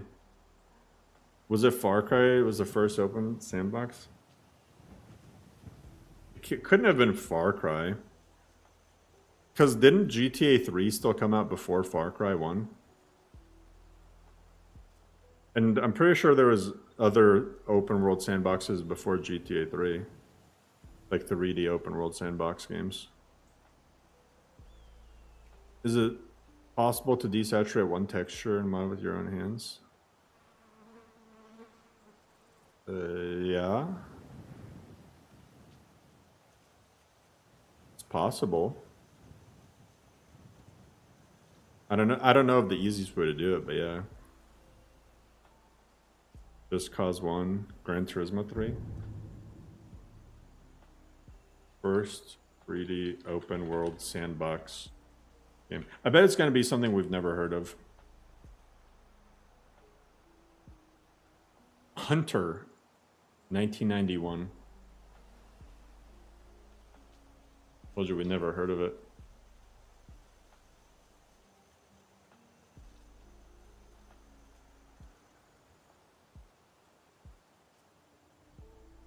But yeah, in terms of the first one that I played was GTA 3. That was 2001.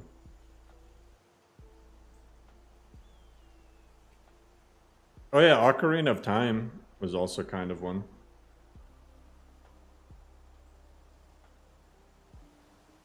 Same with like Super Mario World. I mean, they weren't really, they were kind of open world, but they're counting Super Mario 64.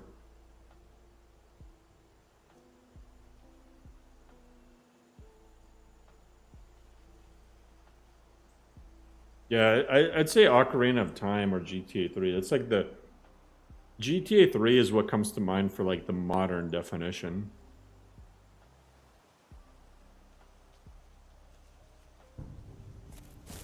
The 6 will be better than Starfield by definition. Maybe.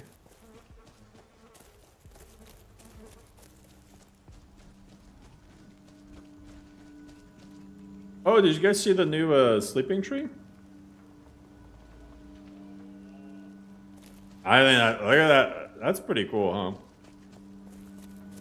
It's the new sleeping tree overhaul mod.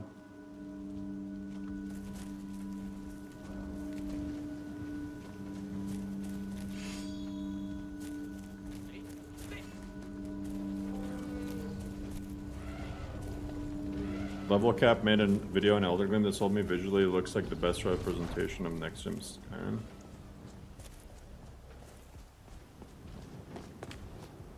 Yeah. Please submit your mod pack to Bethesda and request to be a junior director.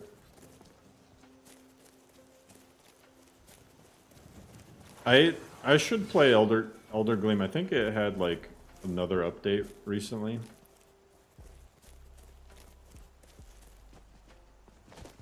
My only thing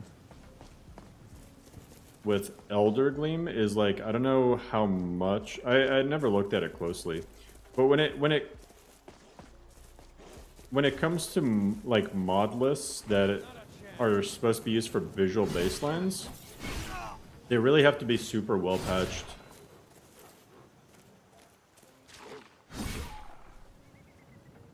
It also has like some gameplay stuff, which I don't know. I think it doesn't really belong in a visual only list.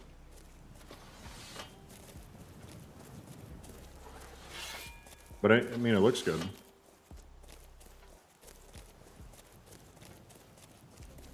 Where can I go to suggest mods for adding to LoreRim? I don't have a mod suggestions thing anymore. I could bring it back, but I don't know if I feel like it. The new wolf animations? Yeah, I didn't like them.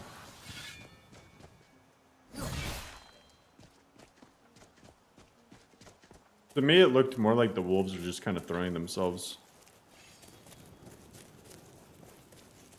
Looks like a new game. I appreciate it.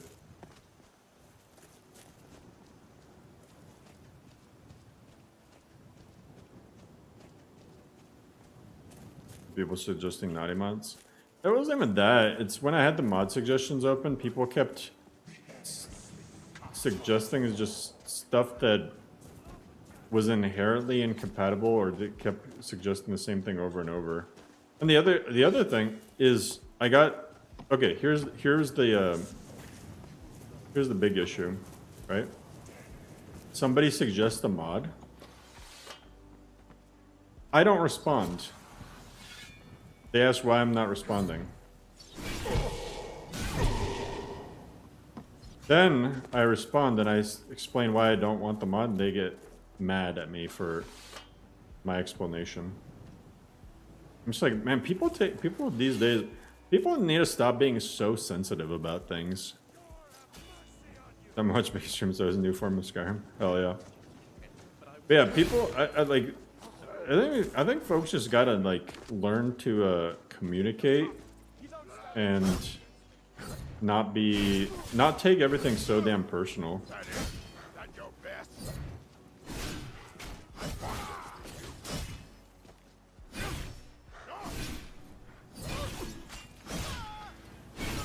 Especially when like you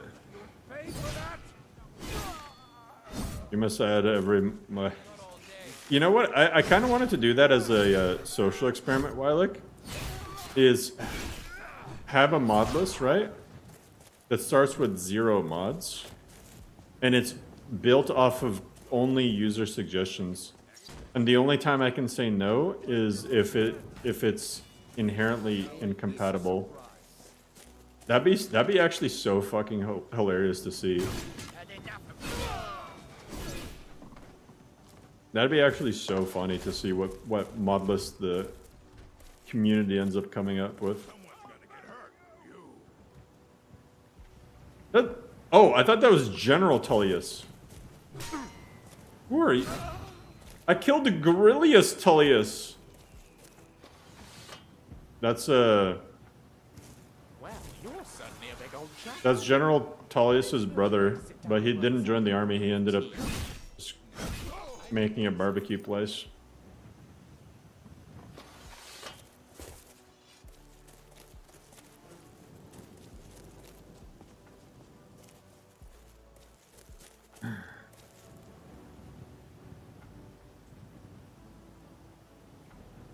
Wish version.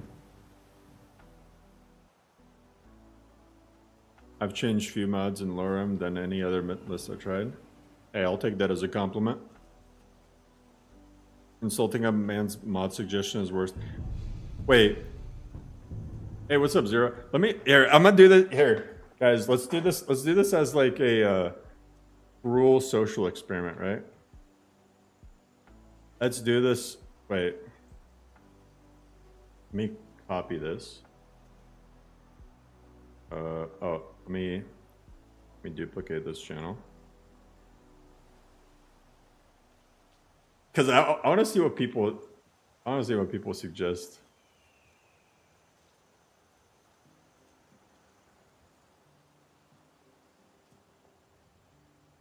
Already a mod suggestion is.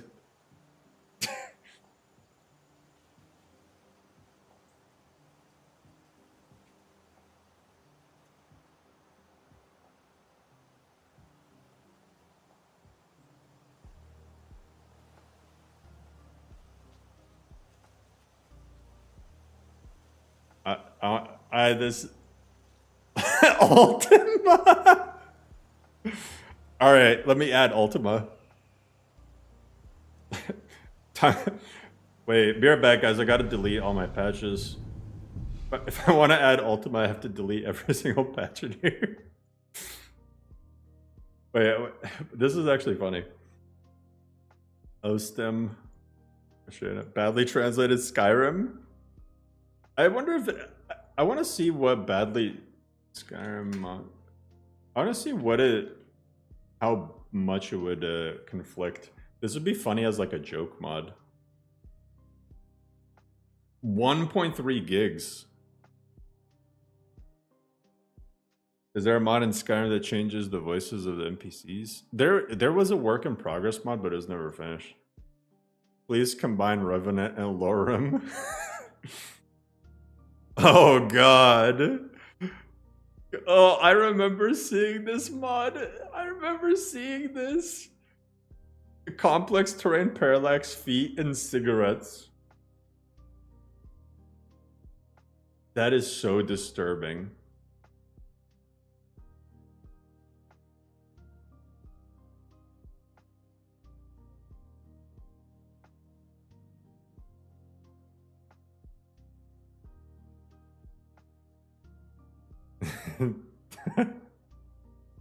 Finally, I can enjoy Skyrim. 16k feet textures. Logs of Skyrim. Trees in Whiterun. Starfield. Just Starfield. CJ Thane. Wait, what is CJ Thane mod? Wait, Skyrim CJ Thane.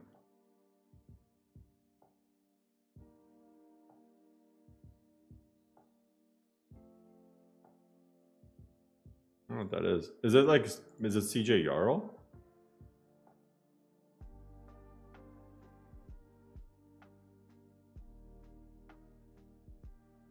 Wait, Burger Jarl? Oh yeah, it's a Burger King mod. What the? That's kind of sick.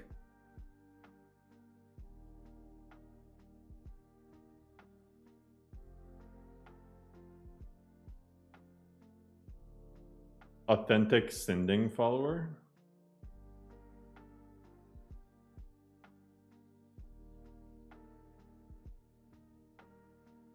Why is this?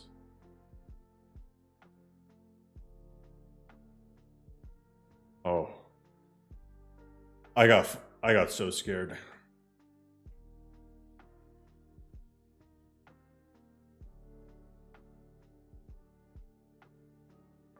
I got so scared. 3BA. Kemper's live. What?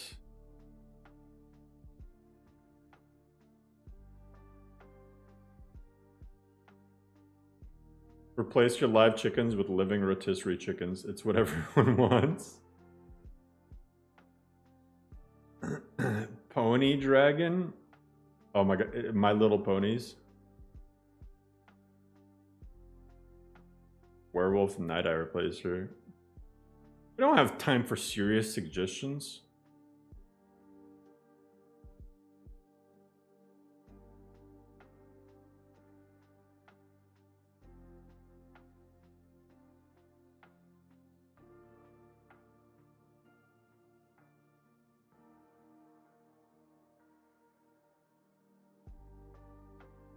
Alright, I might add Night Eye.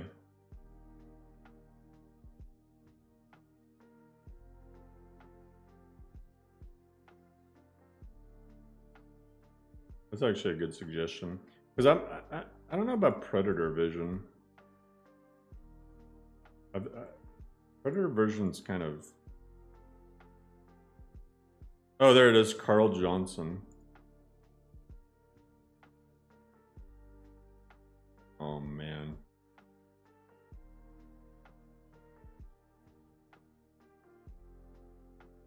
That should be the armor you start with no matter what. The Phase Breakers, Meridia Zabrik. Beacon on a mace.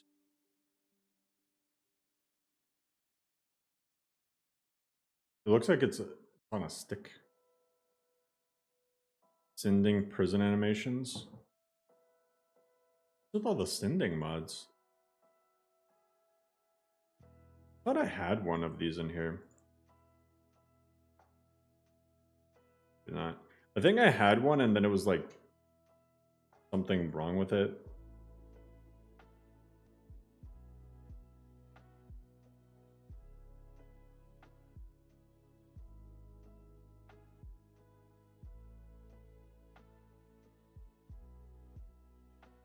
Yeah, see, I think I had it at one point.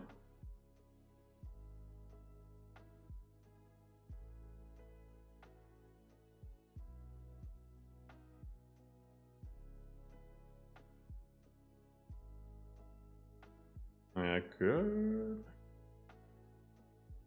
I'll bookmark it. Not that bad. Golden slap for beating Nazim.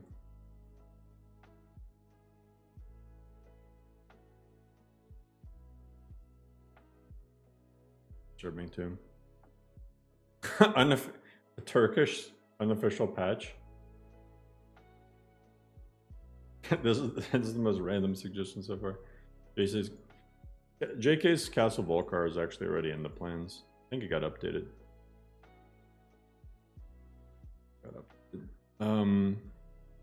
Sky Furry, no. Doesn't night vision not work with the ENB? Depends on the ENB. The good ENBs have a fix for it. Predator vision is bugged. Makes sense. Fast squaring mud crab's true. Courier's giant spider. It's not even the appearance that gets me. It's the frickin' noise when they're just like walking behind you. Chuck E. Cheese septums. Comically large spoon. Scale madness. Newly developed mad takes the level of your own character and scales it with. Oh my god.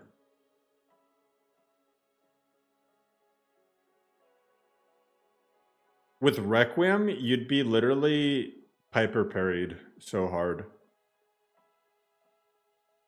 You'd start off tiny with all these big bandits surrounding you.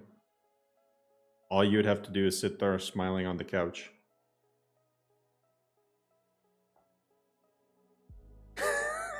A Fallout 4 mod based.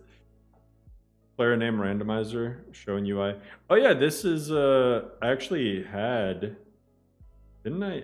I either downloaded it or I had it bookmarked, or I had planned to add it. Yeah, see? Either here. Yeah, see, Shazda. When you weren't here probably, but I was literally saying, I'm like, I swear Shazda just watches my streams as notices what I want and just like goes with that. Because I remember one stream saying I wish it showed the hotkey. Yeah, that's a good one.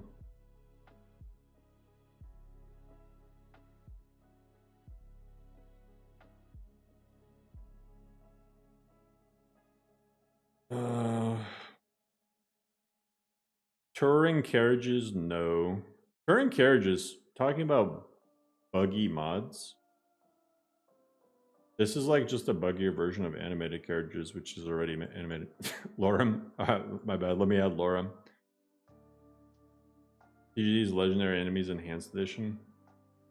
I've seen this mod, but I don't think it would work.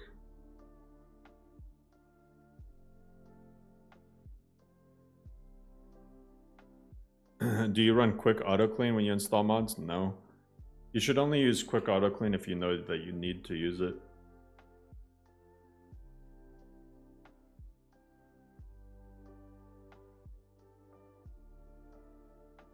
Most important thing to use it for is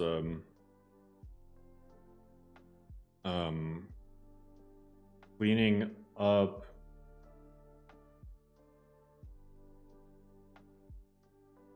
into priority 2. Your masters. You gotta clean. You gotta clean your master plugins, Skyrim and stuff. But you shouldn't be just cleaning everything. Is it specified on the mods, or how do you know? That'd be wild if it was specified on the mods, because that would mean that the mod authors should be self-aware and they should clean their own mods. Sometimes you'll see in the mod comments page people saying that it has a bunch of issues that needs to be cleaned. Really, it's if you notice that, if you open it up and exit it and notice that there's a bunch of deleted references. Carriages is my favorite, buggiest mod. Hell yeah. You have a list built around it? Farkas the bread thief. What? Chanterelle? No. Hellion? Chanterelle is definitely a no. Nothing really lore friendly about it.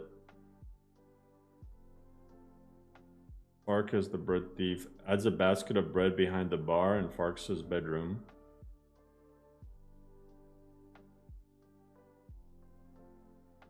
Dear Farkas, stop eating my bread.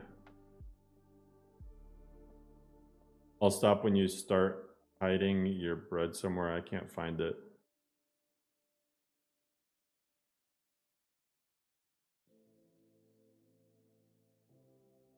Just give Vilcus's bread in it.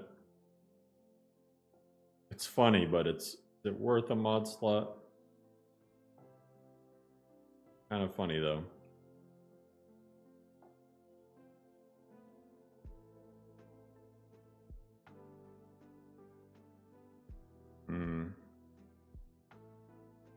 Probably needs a JK's patch.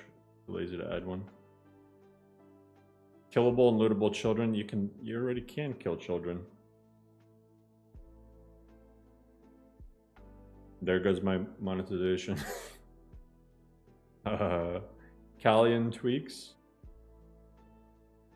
What? Where's this supposed to be? Like the Stones of Baron Zaya?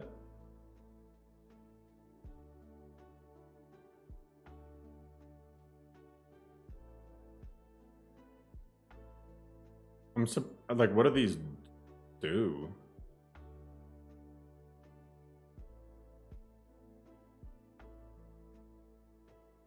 Spheres of ether quartz used to mark an Altmer's place in society.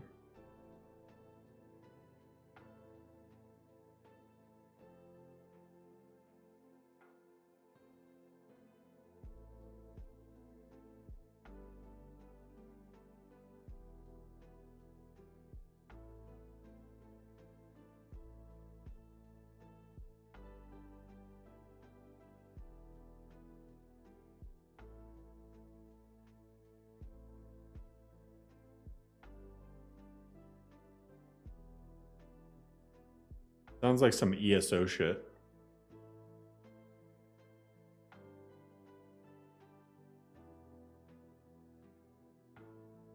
Did it exist at any point before ESO? Question.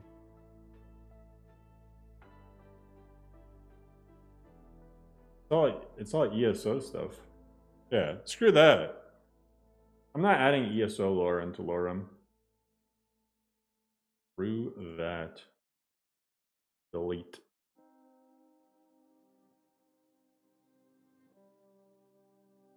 Thalmor Shadow Talisian.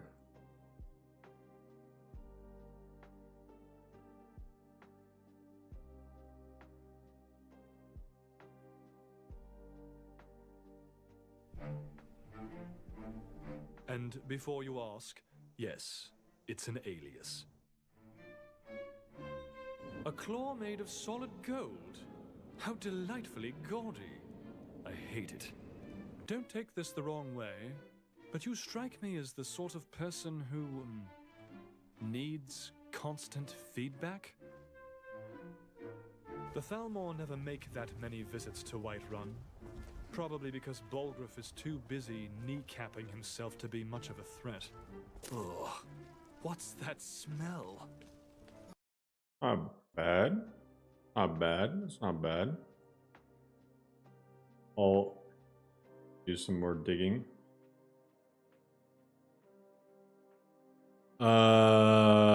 Warbirds, Whiterun Metropolis. Oh my god, you really don't want frames, do you? Look at all that ivy.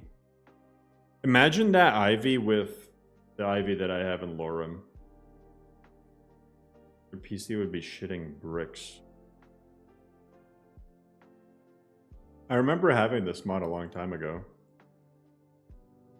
Yeah, no. LOTD. Fat Sky. See, this is what I mean. People start suggesting stuff that's already in it. This is why I got rid of it to begin with.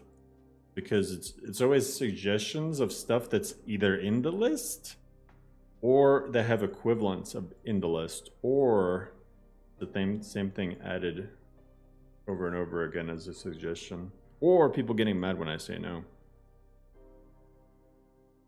Solitude wheel. That's a fine looking Ferris wheel.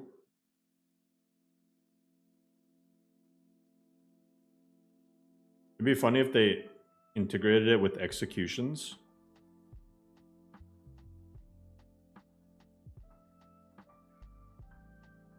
And like the Ferris wheel spins around, and once you get to the top, it hangs you. Someone should make a bot to auto-delete already added mods. That'd be smart, but that would take a lot of time. Are you only wanting serious requirements? I don't care.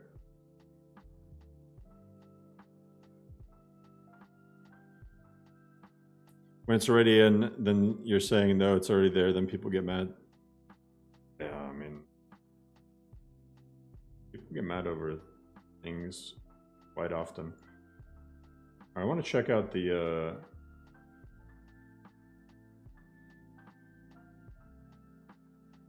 hotkey reminder got updated.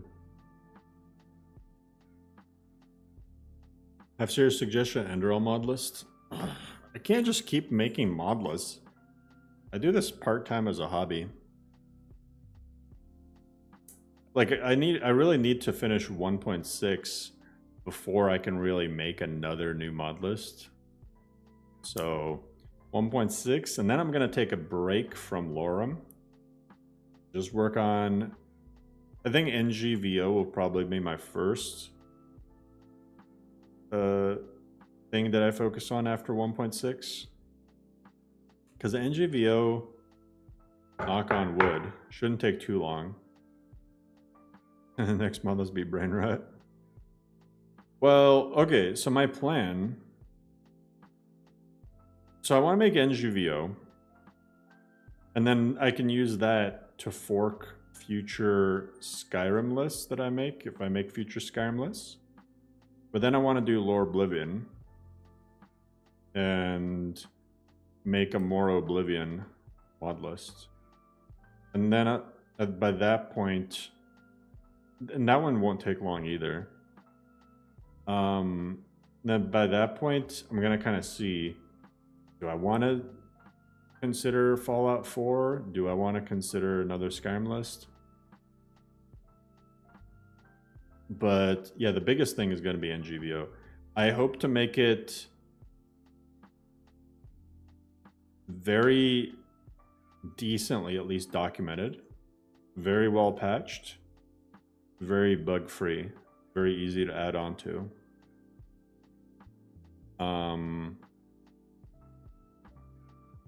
So we'll see. I want it to be as few plugins as possible, because plugins on it, like most loose file conflicts aren't going to break your game. But for people who don't feel like learning Xedit and Creation Kit, then I think the best way to reduce the chance of something breaking is by having as few things touch with vanilla records as possible. Delta Wastelands now. I don't know. I don't really know much about New Vegas modding. Won't help anybody. Let me check out the name randomizer thing.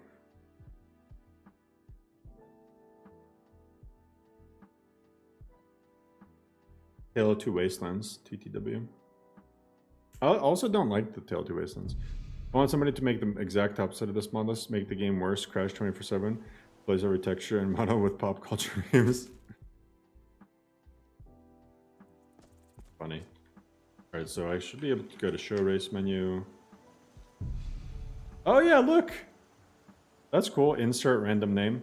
Although, you know, obviously it doesn't match up the same thing, but that doesn't bother me that much.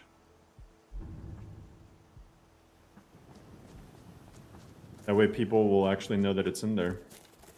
Possible to use creation kit in 1.5.97? Yeah. You gotta get the fixes though. I use it.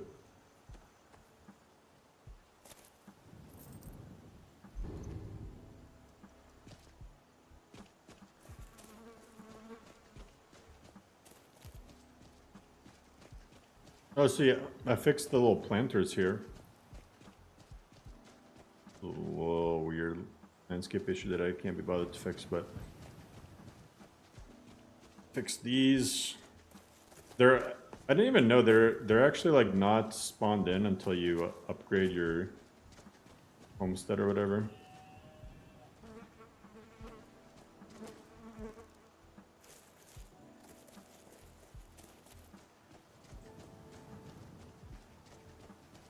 Well, I'm pretty sure. I could be mistaken, but I don't think you can include that in untarnished patch in a Wabajack list. Because of how race menu works, or race menu's perms.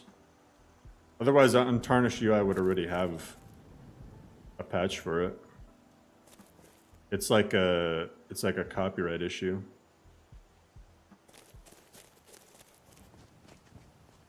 I could be mistaken, but that's how I was reading the impression that I got. Oh yeah, that's the other thing. I removed the trees in the tundra. There's a few trees here and there, but I don't know if you noticed while I'm just running around, the performance is way better now. Set active value, speed, molt. Doors has a race menu patch for untarnished. Well, I don't know. Just because it has it doesn't mean that it's necessarily allowed.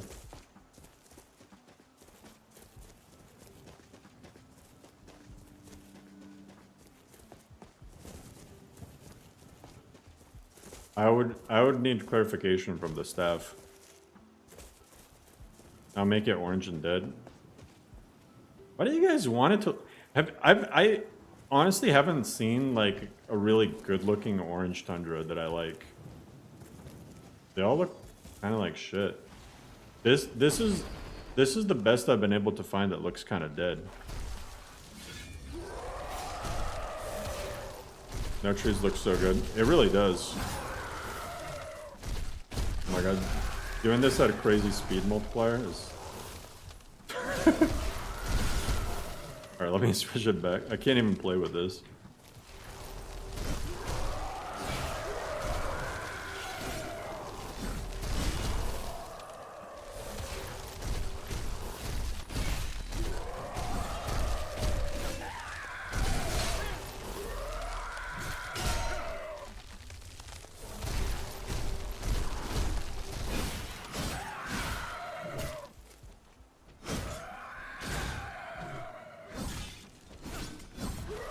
You like Forest Tundra? But Forest Tundra isn't Tundra.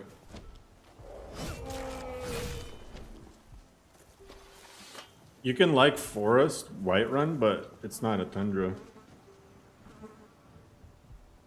And in my opinion about Forest Whiterun is it ruins biome diversity.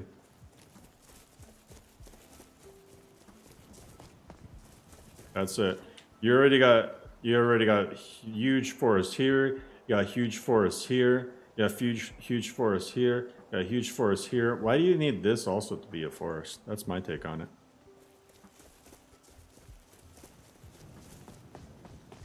And I would also have to make the mud list look worse if I added trees there.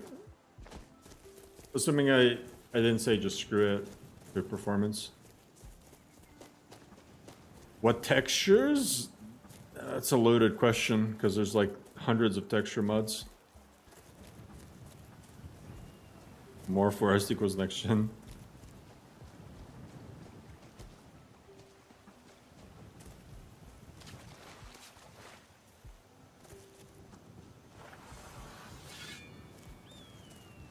The zombie sounds are cringe.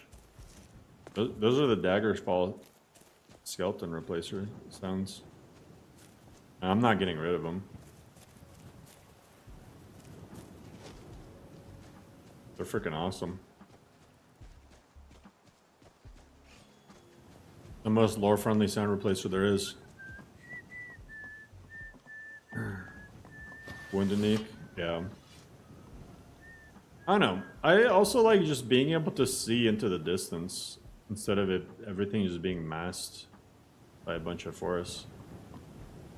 A lot of trees were chopped down in 1.6.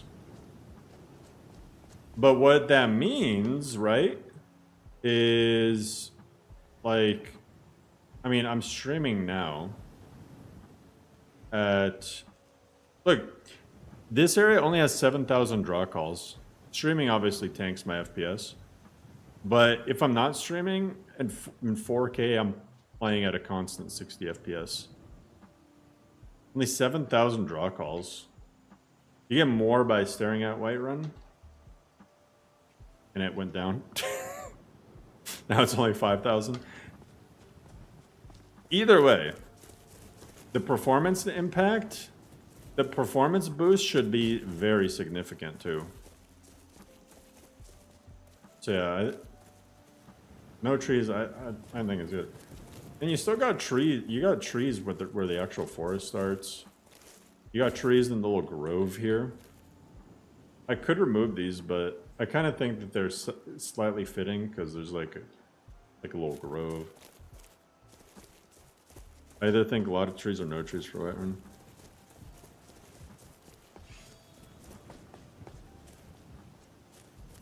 Yeah, I would vote no trees. That's me personally.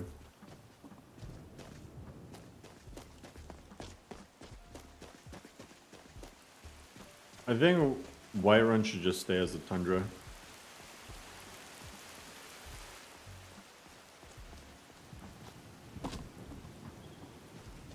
Is it playable without ancient lands? You can't just remove ancient lands and do nothing afterwards.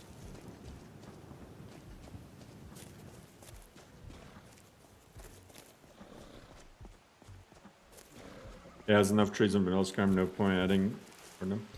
Well, I actually removed even vanilla trees.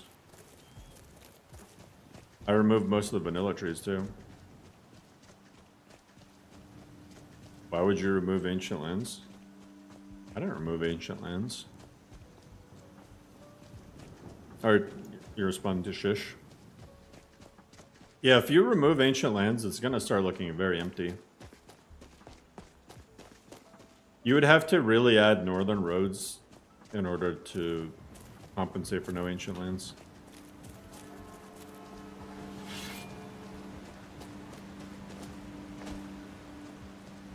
New Novus is gonna have an option for actual tundra. That is true. Ancient. Yeah, exactly. Twist that pretty little neck of yours clean off. Oh, you think I'm pretty?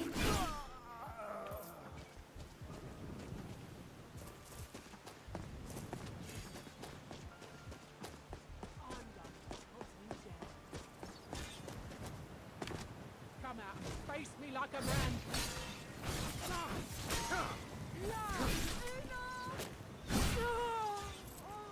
Yo, this Ash Reader outfit is sick.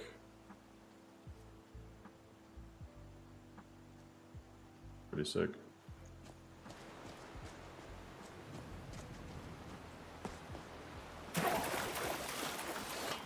Northern scenery, yeah. I actually have it downloaded to test out.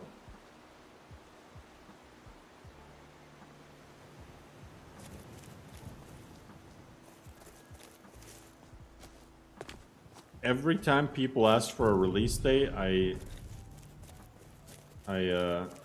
make it come out one day later.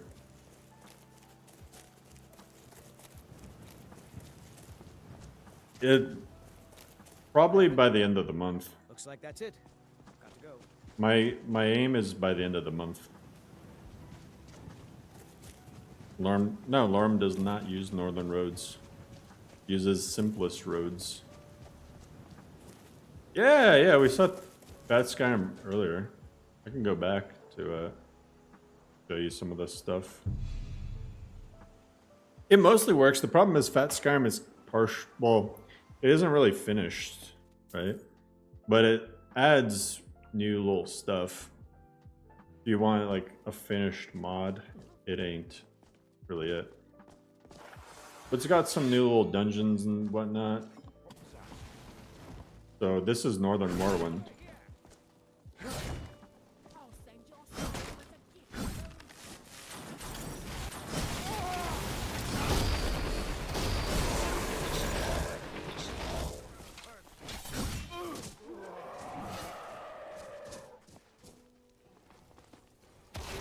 Oh wait, that's Lucian.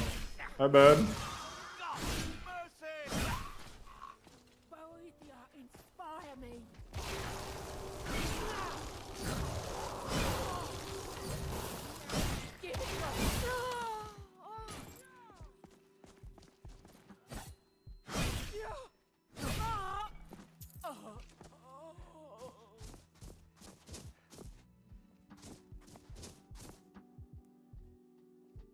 Use body mods for mills?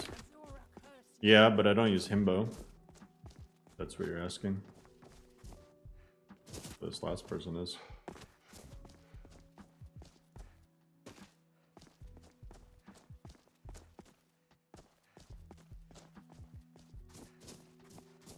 he up there? She's either up there or she spawned down below.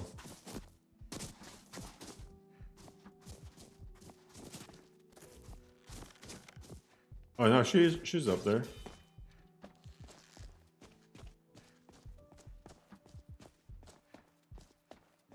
How do I get up there?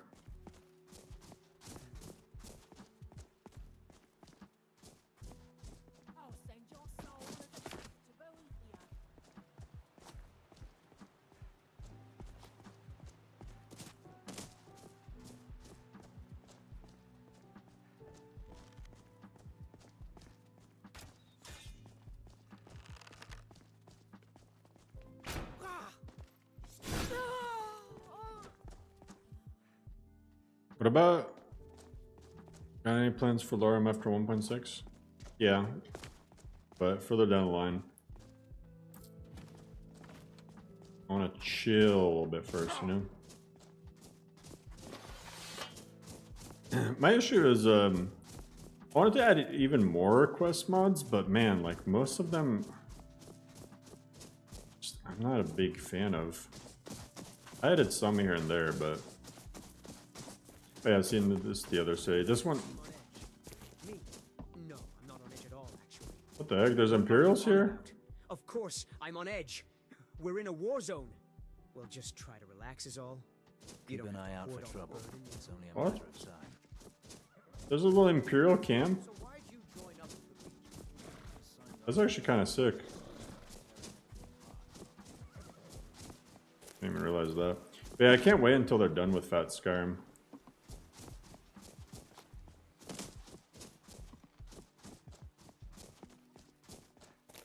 Like, look at this. This is so cool.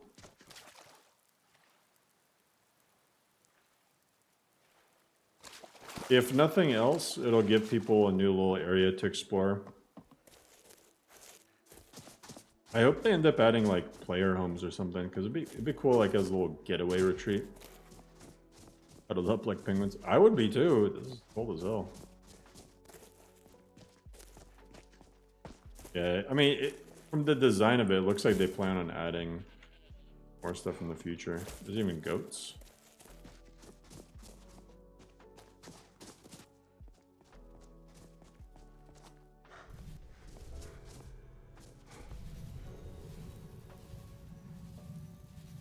Because this is like, this is the edge.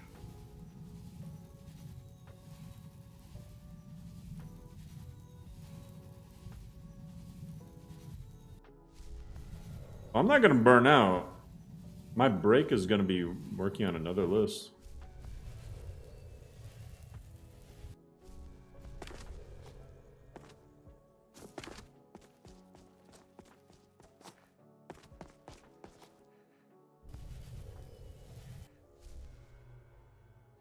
Yeah, that's the edge of it. The new edge. Fat scram behind Riften? Yeah, we didn't fully explore it, so...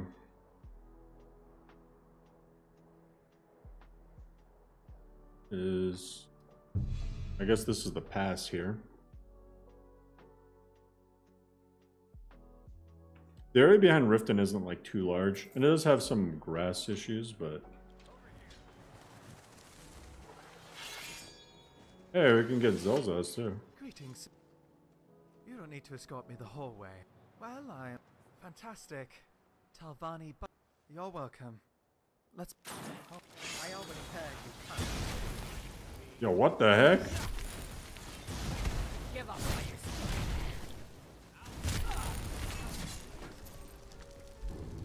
Got melted. The hiss guides my no.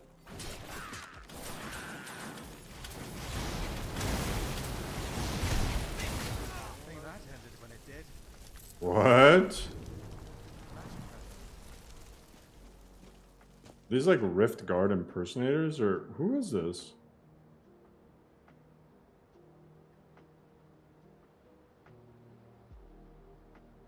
Yeah, it's a bandit. It's a bandit that was wearing guard clothes. Stop that.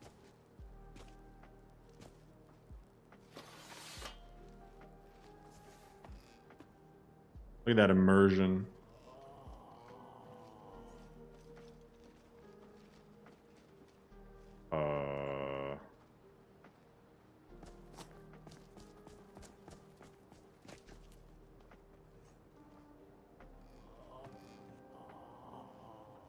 Is your oh.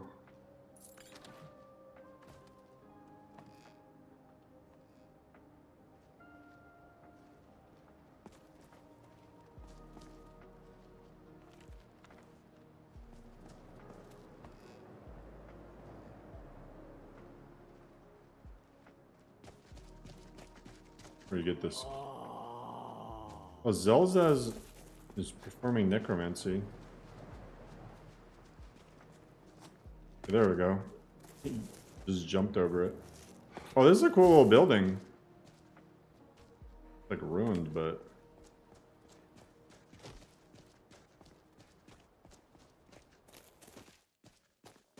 I don't think there's a ton here.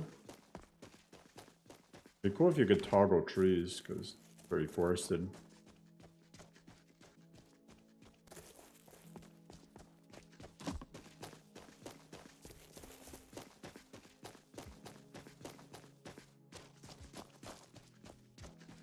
Just nice to look at, though.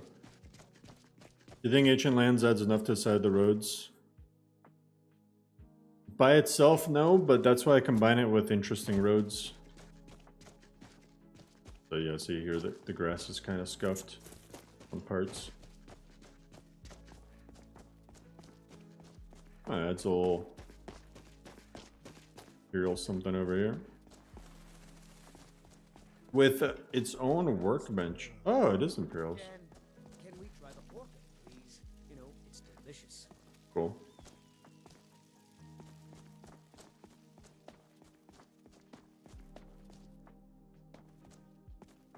Yeah, it is really nice looking.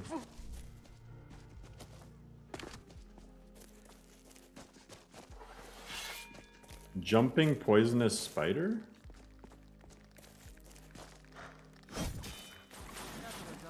Oh god.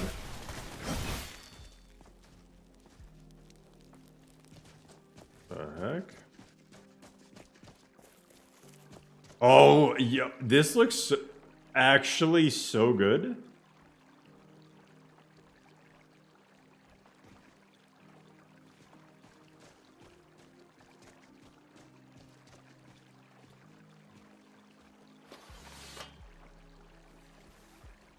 This right here, this is a sweet spot. I mean, the grass is getting a little bit scuffed.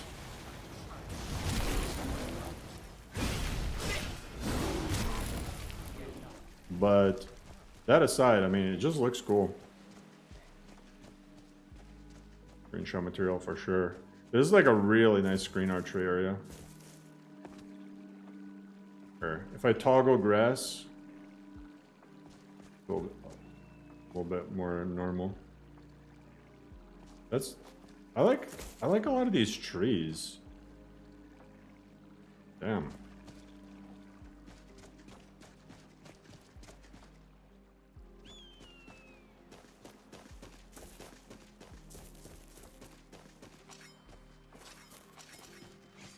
Oh my, that's terrifying. You just see some. Oh, those are wraiths or bone men or whatever the hell are.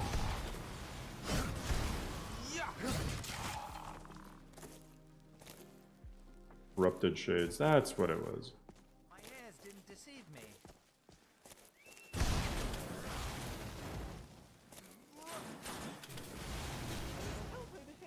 We'll spend our shrine. Wait, that sells us. I saw my life flash before my Be a valuable ally. It was much too short.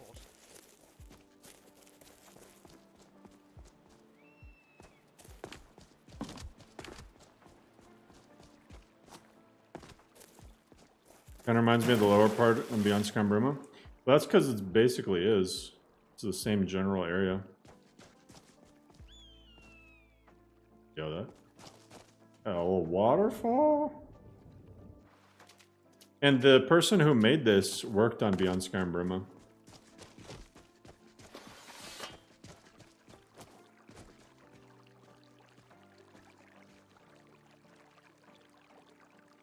That's a screenshot right there.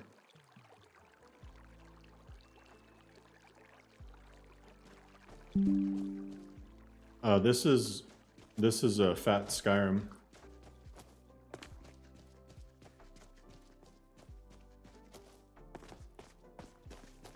It's an unfinished work in progress mod that it just adds more area to the little. Like normally this would have nothing in it, but it just adds some new little stuff to the edges of the map.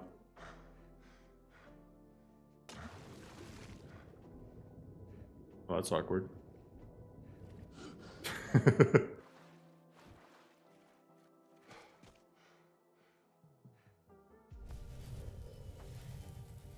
Gravity cannot beat me.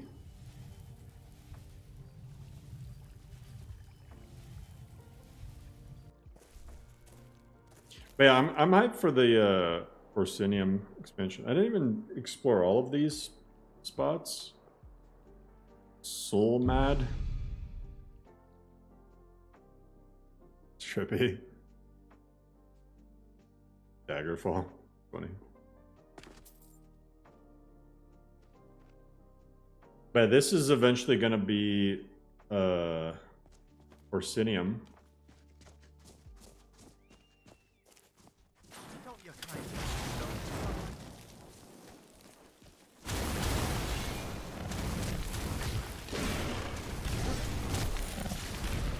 Damn, that was intense. Me stabbing him while Zelzaz is just throwing fireballs.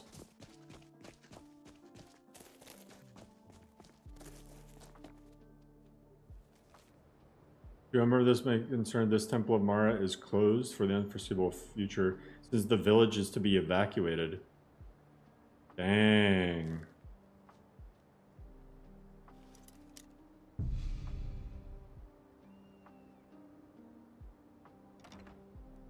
Going in.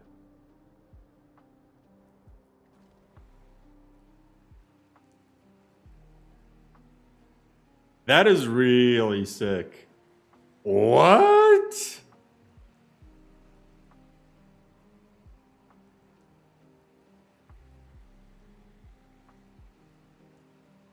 Earthfire focus mods? I don't care too much about Earthfire. This is so cool. Like I said, even though it's unfinished, it's just fun to just explore.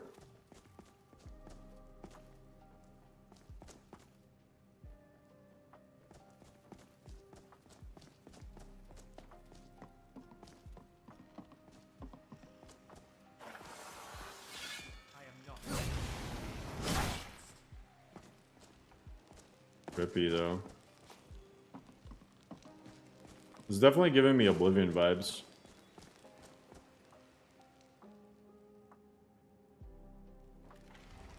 Yeah, Fat Skyrim is eventually gonna have quests.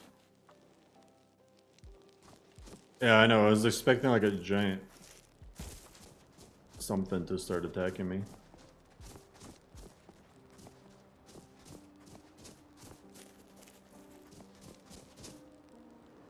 Those landscape issues because of enhanced landscapes are... This is an unfinished mod. Yeah, it's on Nexus.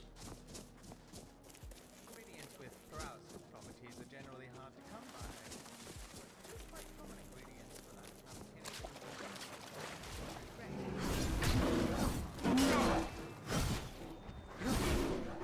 Take this!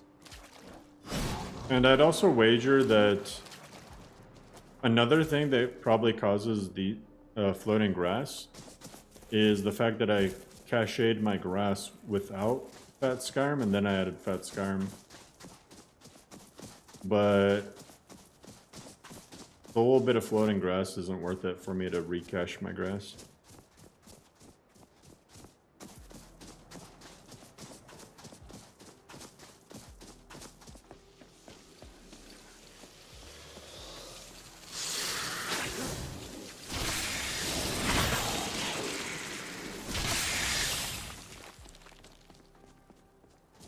Obese fetish mod? No. Fat Skyrim is a mod that makes Skyrim, the world space, fatter. Almost a 10k? Yeah. Like 100 and some change away.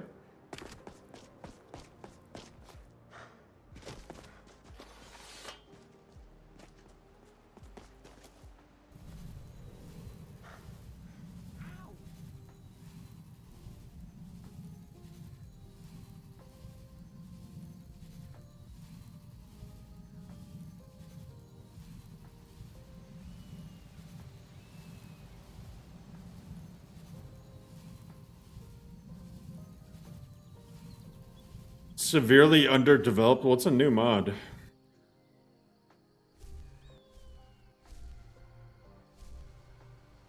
So, cool that they added it for testing.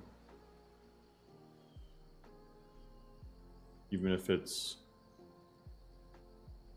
a work in progress.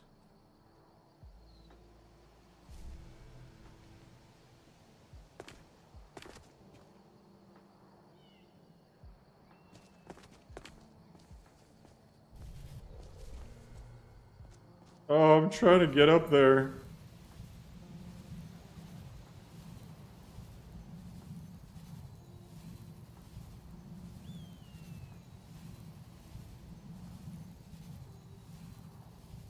All right, let me...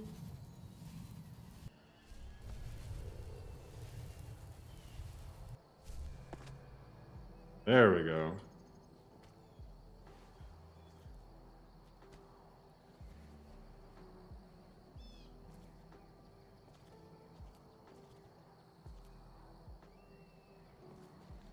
Up! Well.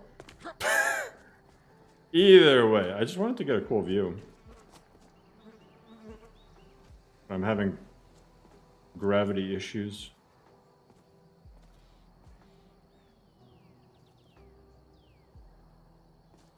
There. We'll go first person. As you can see, the forests are really dense over here. So why does Whiterun need more trees? If you want to look at trees, just come to Falkreath.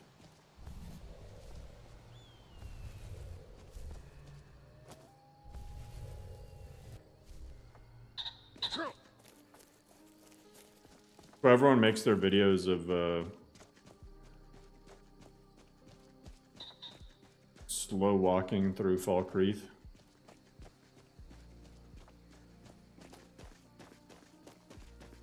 Do you think Oblivion Remastered? I don't think it's coming. I honestly could definitely see Bethesda being petty enough to ruin Sky Oblivion. Watch them drop like a random surprise update. Hey, here's Granite Hill.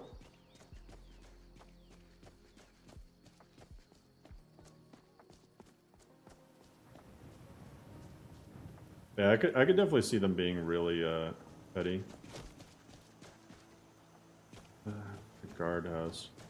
Who's the Yeah, the red. This is so cool. I don't know if you guys have ever seen this. The Red Chasm Inn. The lighting in it is trippy. Look at this.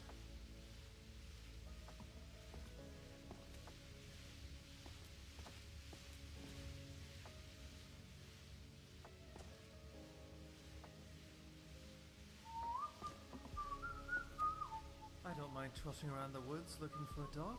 It's an excellent opportunity to gather some ingredients. Kjorn. Kjorn on the cob. Welcome to the Red Chasm. Chasm? Chasm.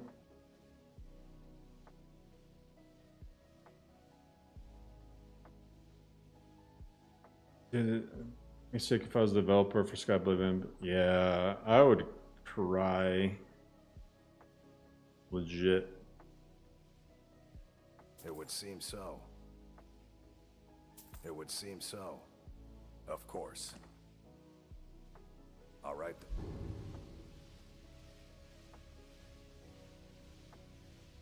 Where's my gambling ticket?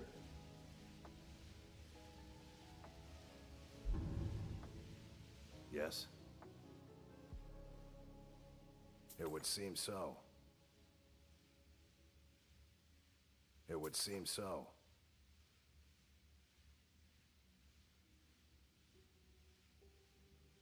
Of course.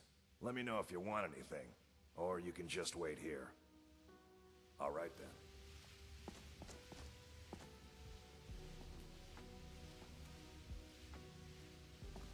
Good afternoon. A little coin always greases the wheels.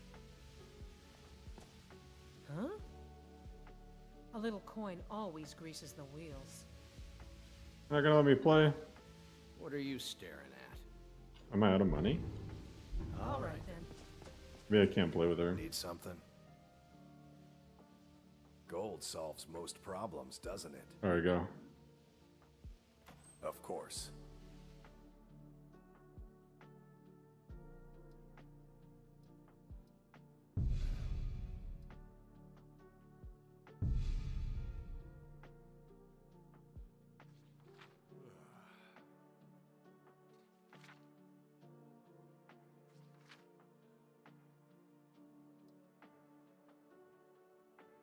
Will you throw the dice to boost your hand's power? Doing so will cost 20 septims?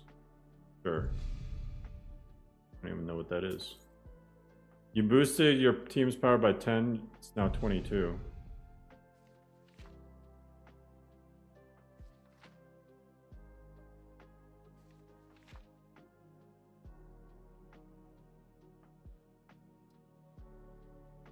Yeah, it's 20 attack points. Hey, I win! I'm the best at gambling. Yeah. Tested Ancient Lands plus Interesting Roads and it seems pretty cool. Might use it instead. Yeah. against blackjack. Pretty cool.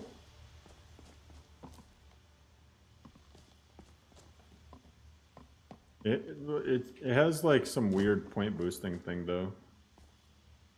I don't owe you money, do I?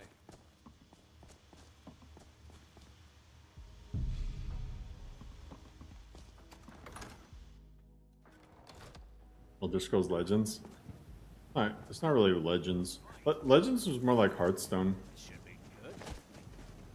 Hearthstone. I mean, Legends is so good.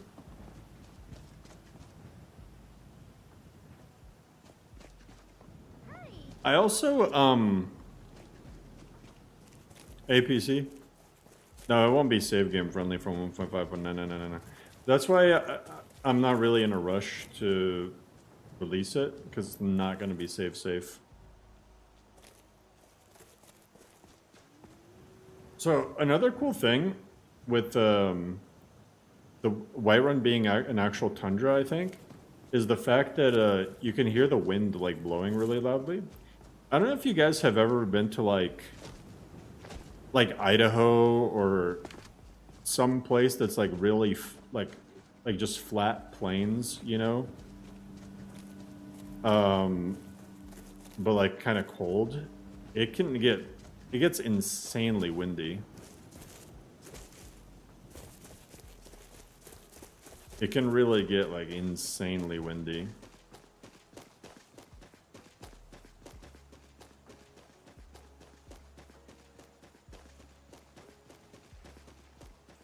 No one goes to Idaho? Idaho is dope. Boise is actually really cool.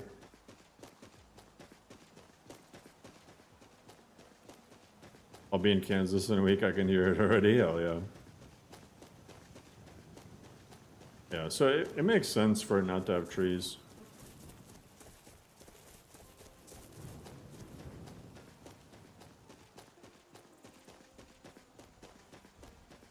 The trees tend to kind of soak up the wind quite a bit.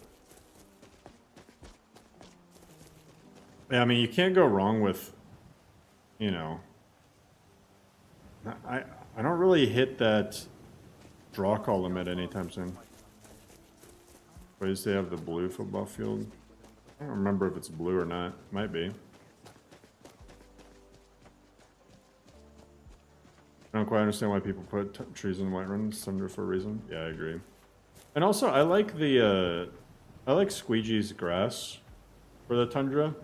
It's not really like all green. It's not all brown. It's kind of a mix. It does look quite a bit like tundra grass.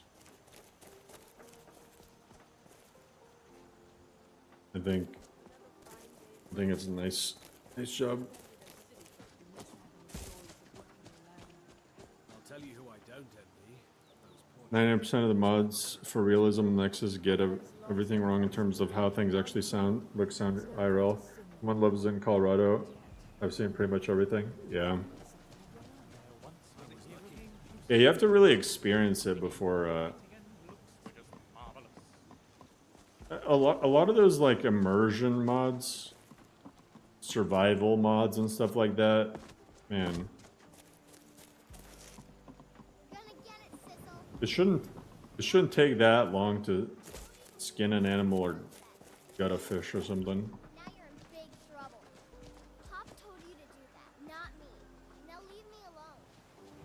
Yeah, Sissel. Oh, my bad. You have committed crimes against Skyrim and her people. What say you in your defense? Good enough. I'll just confiscate any stolen goods you're carrying, and you're free to go. Until next time. Oh.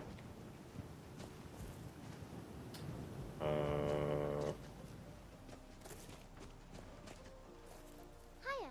What's your name? Are you visiting? What do you do? Nobody cares. Just like real life. When the faraway LOD is good as this is it performance heavy? I mean, LODs do come at a performance cost, yeah.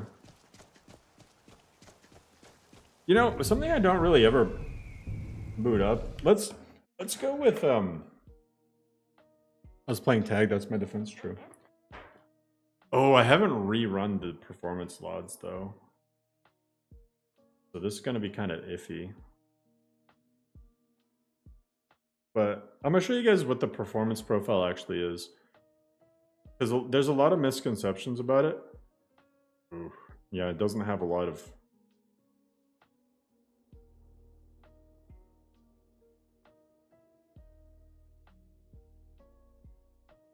I might not be able to... I can do it, but I need to do it the way that I...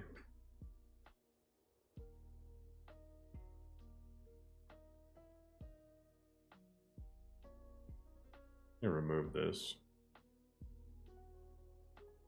Copy.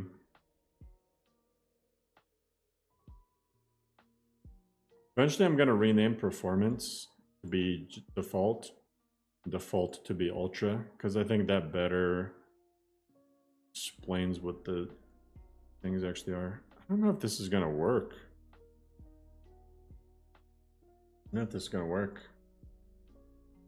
Because I probably removed a mod. Yeah, why does Dindalot need ritual armor of Boethia?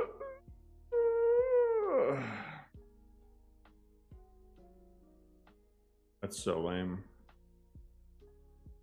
I'd have to rerun the LODs.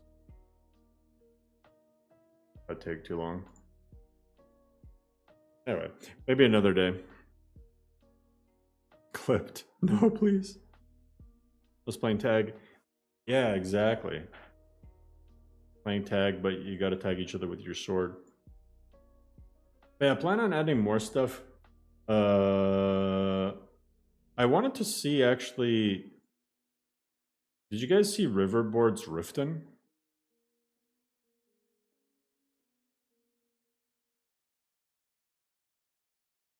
This is kind of cool, I guess. Although I just had another Riften mod.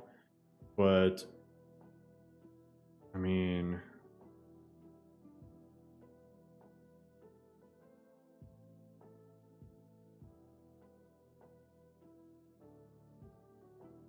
Might be cool. I think I prefer Glorious Doors. For the doors themselves. I want to boot this up and see what it looks like.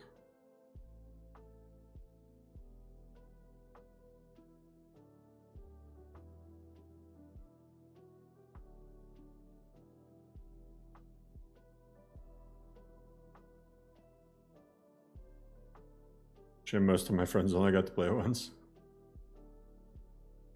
That's cruel, that's cruel.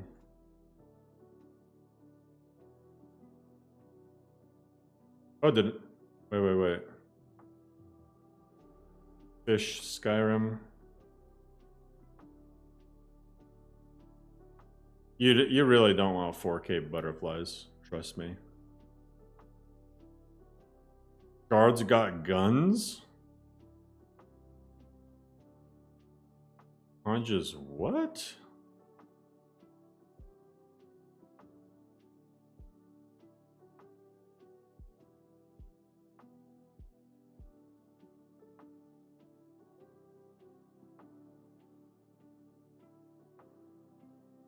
No. Torturers and bolts.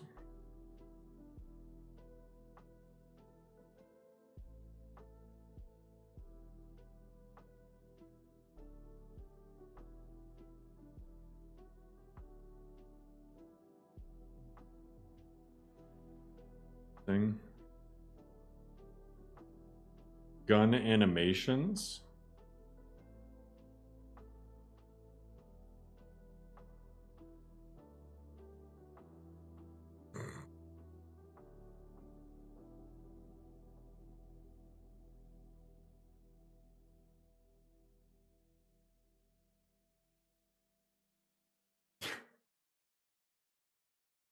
It's so funny when people use the that emote.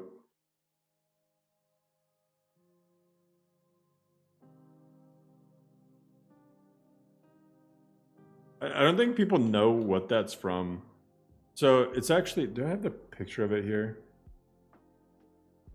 I have the recolored, oh, I do.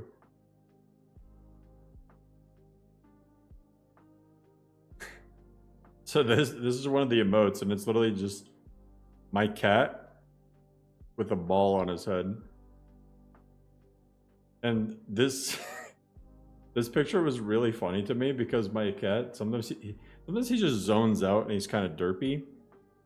So I put the ball on his head, and he was just not reacting to it at all. So I took the picture, and then after I took the picture, he like slowly turned his head towards me. Anyway, randomly, that was my first profile picture for the YouTube channel. So I left it in as a emote. Is that lore friendly? Not for LoreRim, but cool. I agree.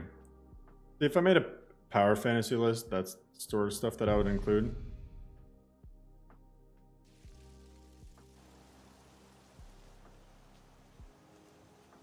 Hey, what's good, Anthony? All right, let's check out Riften. Let me let it load stuff in for a little bit.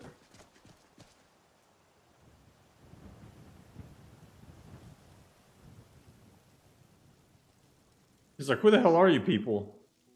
Too lazy to walk, eh? Well, you found them. Like, what the heck? These 3 people just show up in my house.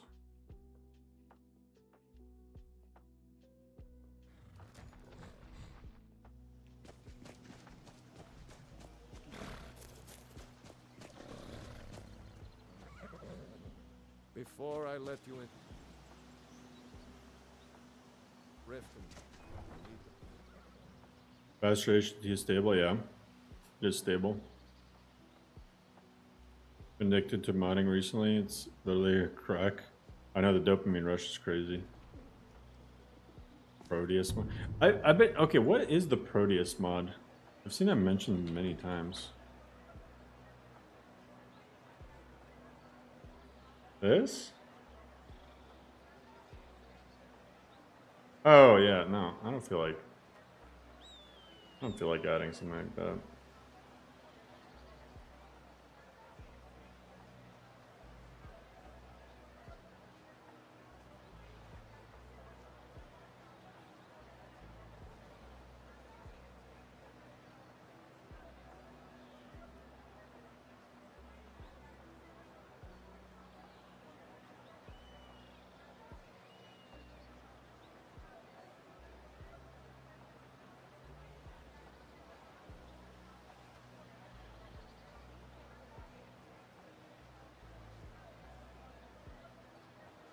I very, very, very highly doubt this is compatible with Requiem.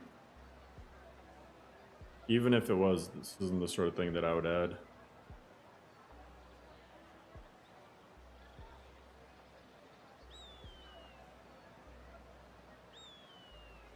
Seems cool,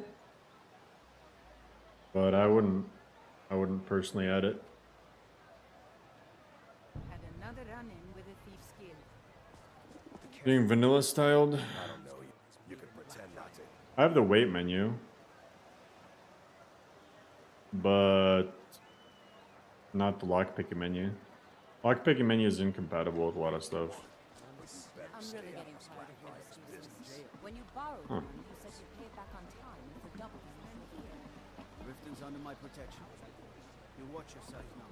Next time, keep your tongue quiet, and nothing will happen to you. It's kind of interesting, Riften.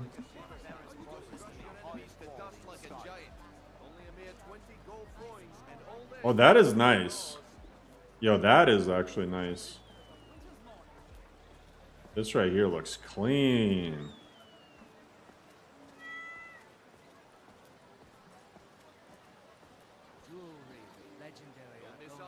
Damn. That's pretty slick.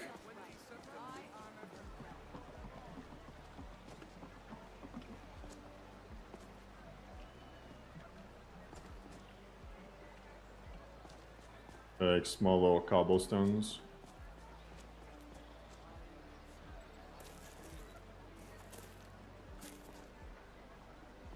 How I feel about these walls though.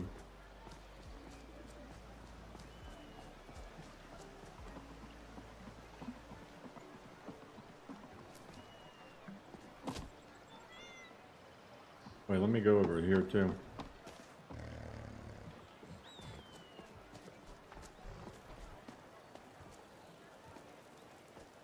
Okay.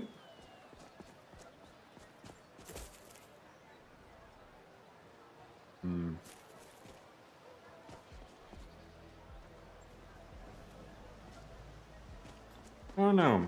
I have mixed feelings. I like some of the stuff.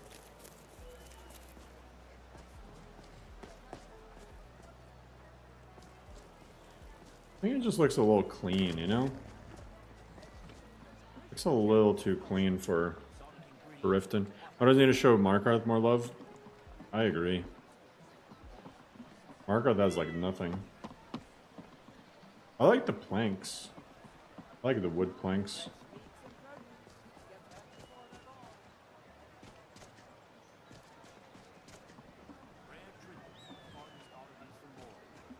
I don't know, like... I don't know. No, this ain't Sky King. This is the, This is the new Riften mod. River Boards, Riften Revival. I kind of preferred what I had before. I'll show you what I had before. Or I had a mixture of different things.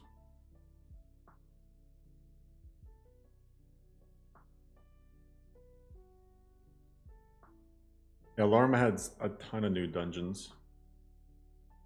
And bandit camps and stuff. Written to make a Markarth mod, that'd be cool.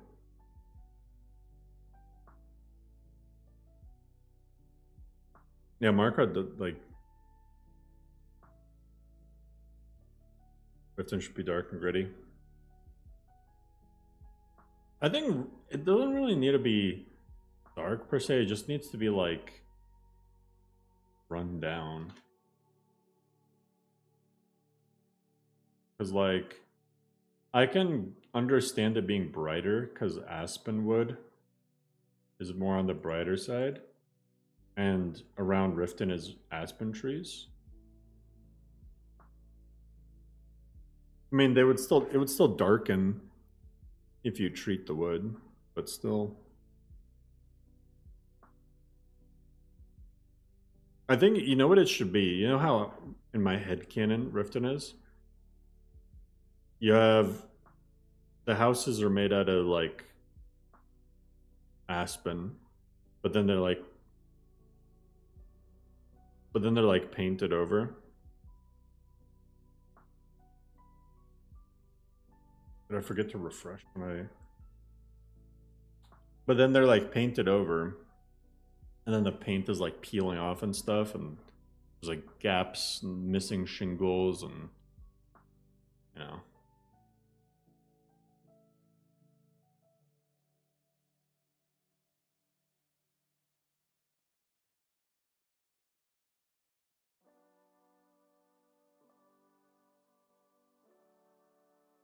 The only thing I can...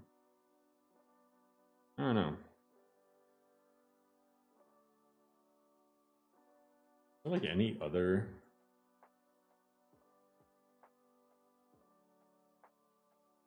I feel like Riften's issue isn't the textures. It needs a good mesh mod.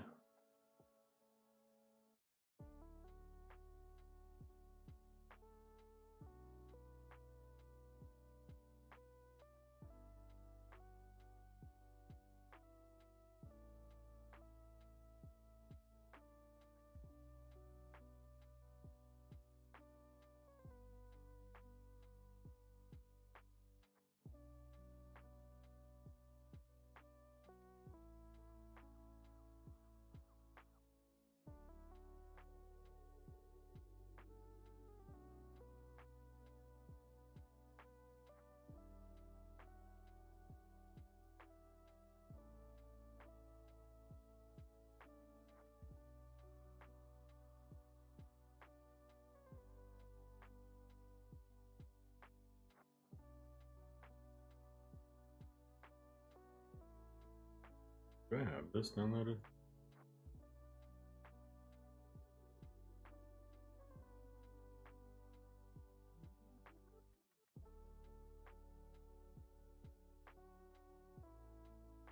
Make Riften look more ugly? Yeah.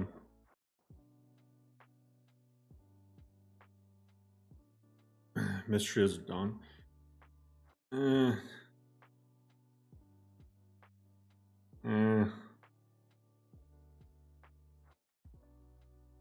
This stuff is a hit or a miss.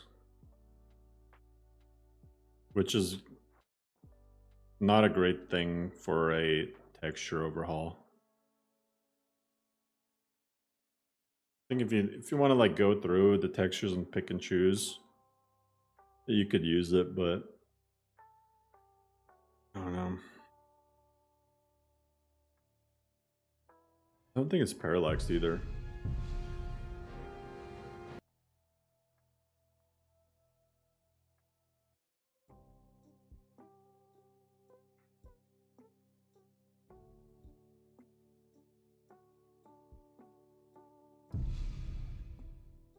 All right, let me show you guys what I had.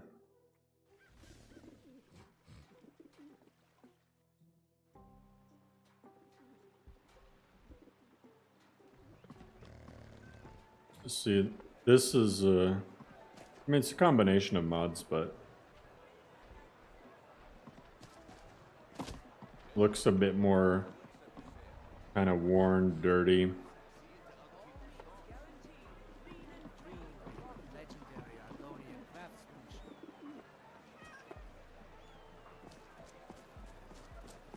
It's got that vibe of might have been nice at some point.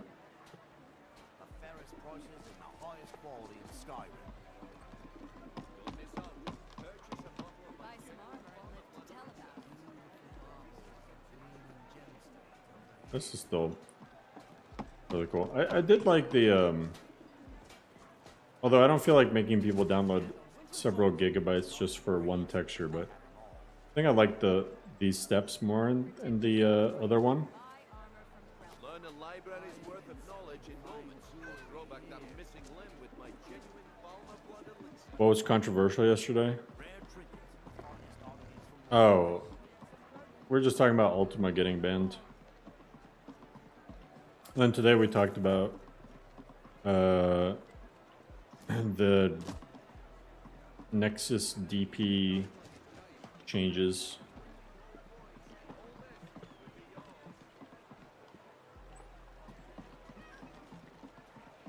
Yeah, Ultima got banned.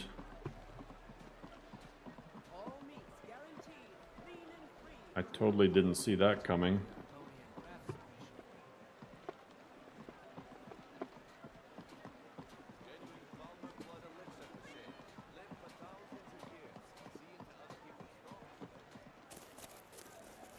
Ultima was the fork of Novus, right? Originally it was a fork of Novus, then it got turned into its own thing. I didn't even know MRF had a Riften. Cool.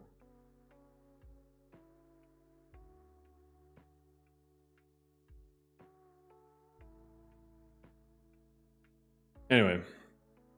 But yeah, I mean, Ultima, I'm like beating a dead horse. I mean, everything is fixable. I don't think like, I'm pretty sure like the ban could get appealed, right? I've advocated for modless authors in the past to get unbanned. Like, Wabajack used to have a very strict policy, and I literally busted my ass to get one person unbanned who was banned before. Because their warning system was like, I don't know, you got banned and it's like, that's it. Now it's like, they ban you, but I don't think that anything is even permanent. Like, they let you fix the issues. What does modless have to do to get banned? It could be a lot of things. No, not necessarily. Okay, the most common reason why people get banned is illegal distribution of mods. Well, I wasn't able to show this yesterday, so let me show it today, right? So when you go to compile a Wabajack list, right? So this is what the Wabajack modding process is. So basically, by default, the way Wabajack knows how to install things based on what you've downloaded. So you can see all of the downloads of LoreRim here, right? It's laggy to even go through them. But every download, if you download it directly from Nexus, it auto does this little meta file that tells Mod Organizer 2 where it came from on the Nexus as the mod ID and stuff. And then if it came from a non-Nexus site, you can set up a meta file as a direct download link. See, like if you were to go to this download link, bam, see it downloads the mod, right? You have to have that for all of the mods that you didn't create. You have to have that for all the mods you didn't create. Otherwise, it won't compile unless you inline the mods. So, inlining, you can do only if you made the mod or if you specifically have permission from the authors to inline. So, like if you see here, with like LoreRim stuff that gets inlined, the Essentio stuff that's Bingus's edits, that was included in Essentio before, because this is forked from Essentio. And it's like my Xedit output, synthesis output, some little patches that I made. Maxu's MCO, which got permissions for, you know, anything else, like you have to have permissions for. So if you so if the compilation fails, some people incorrectly, what they do is they use that include feature and inline the mods into that.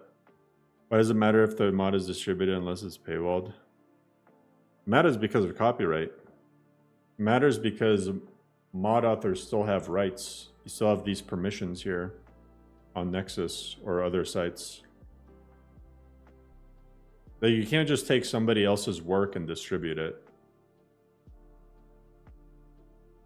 It's piracy. Regardless of if it's free or not, you're not allowed to just distribute it yourself.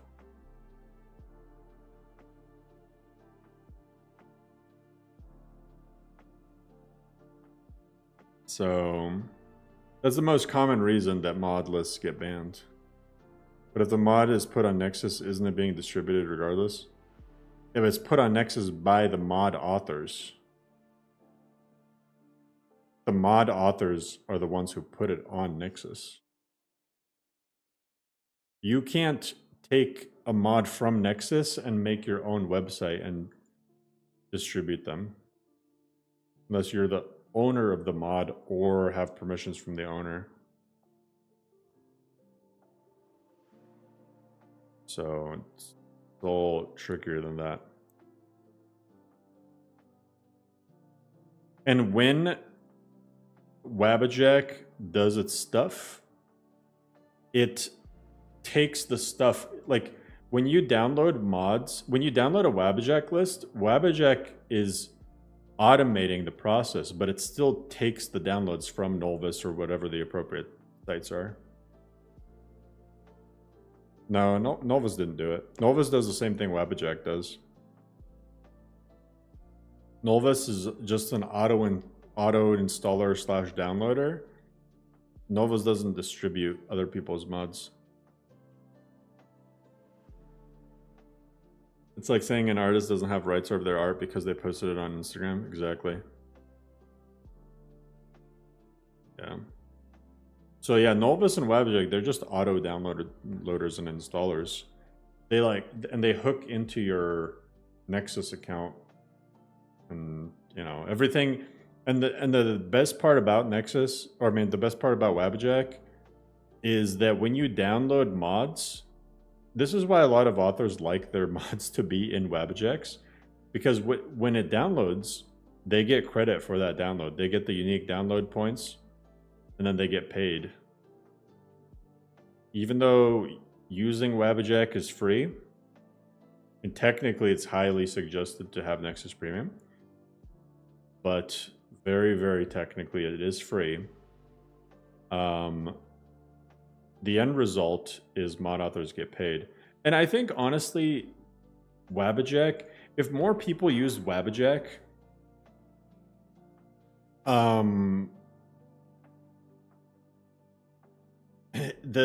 we could just get to the golden ages of modding, because Wabajack itself highly incentivizes people to get premium.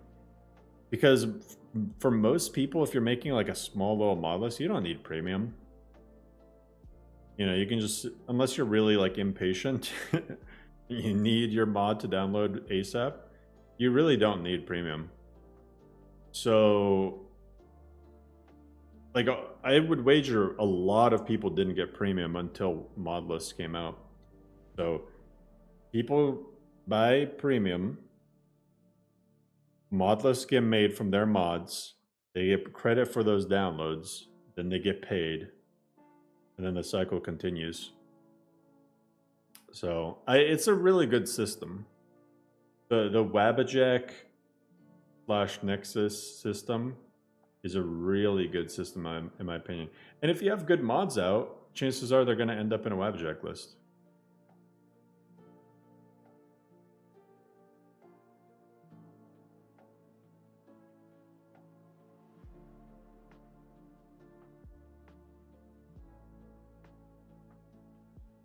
Does Nexus run ads?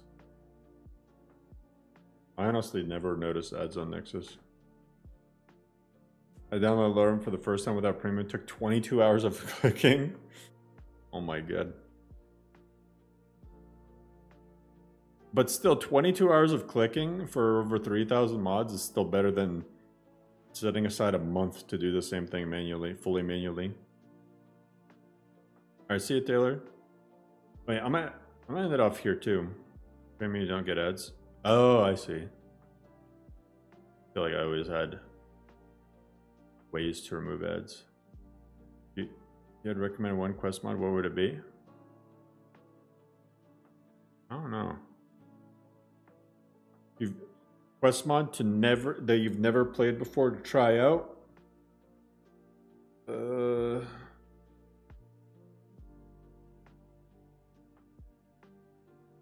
Legacy of the Dragonborn, just to see how much it breaks things.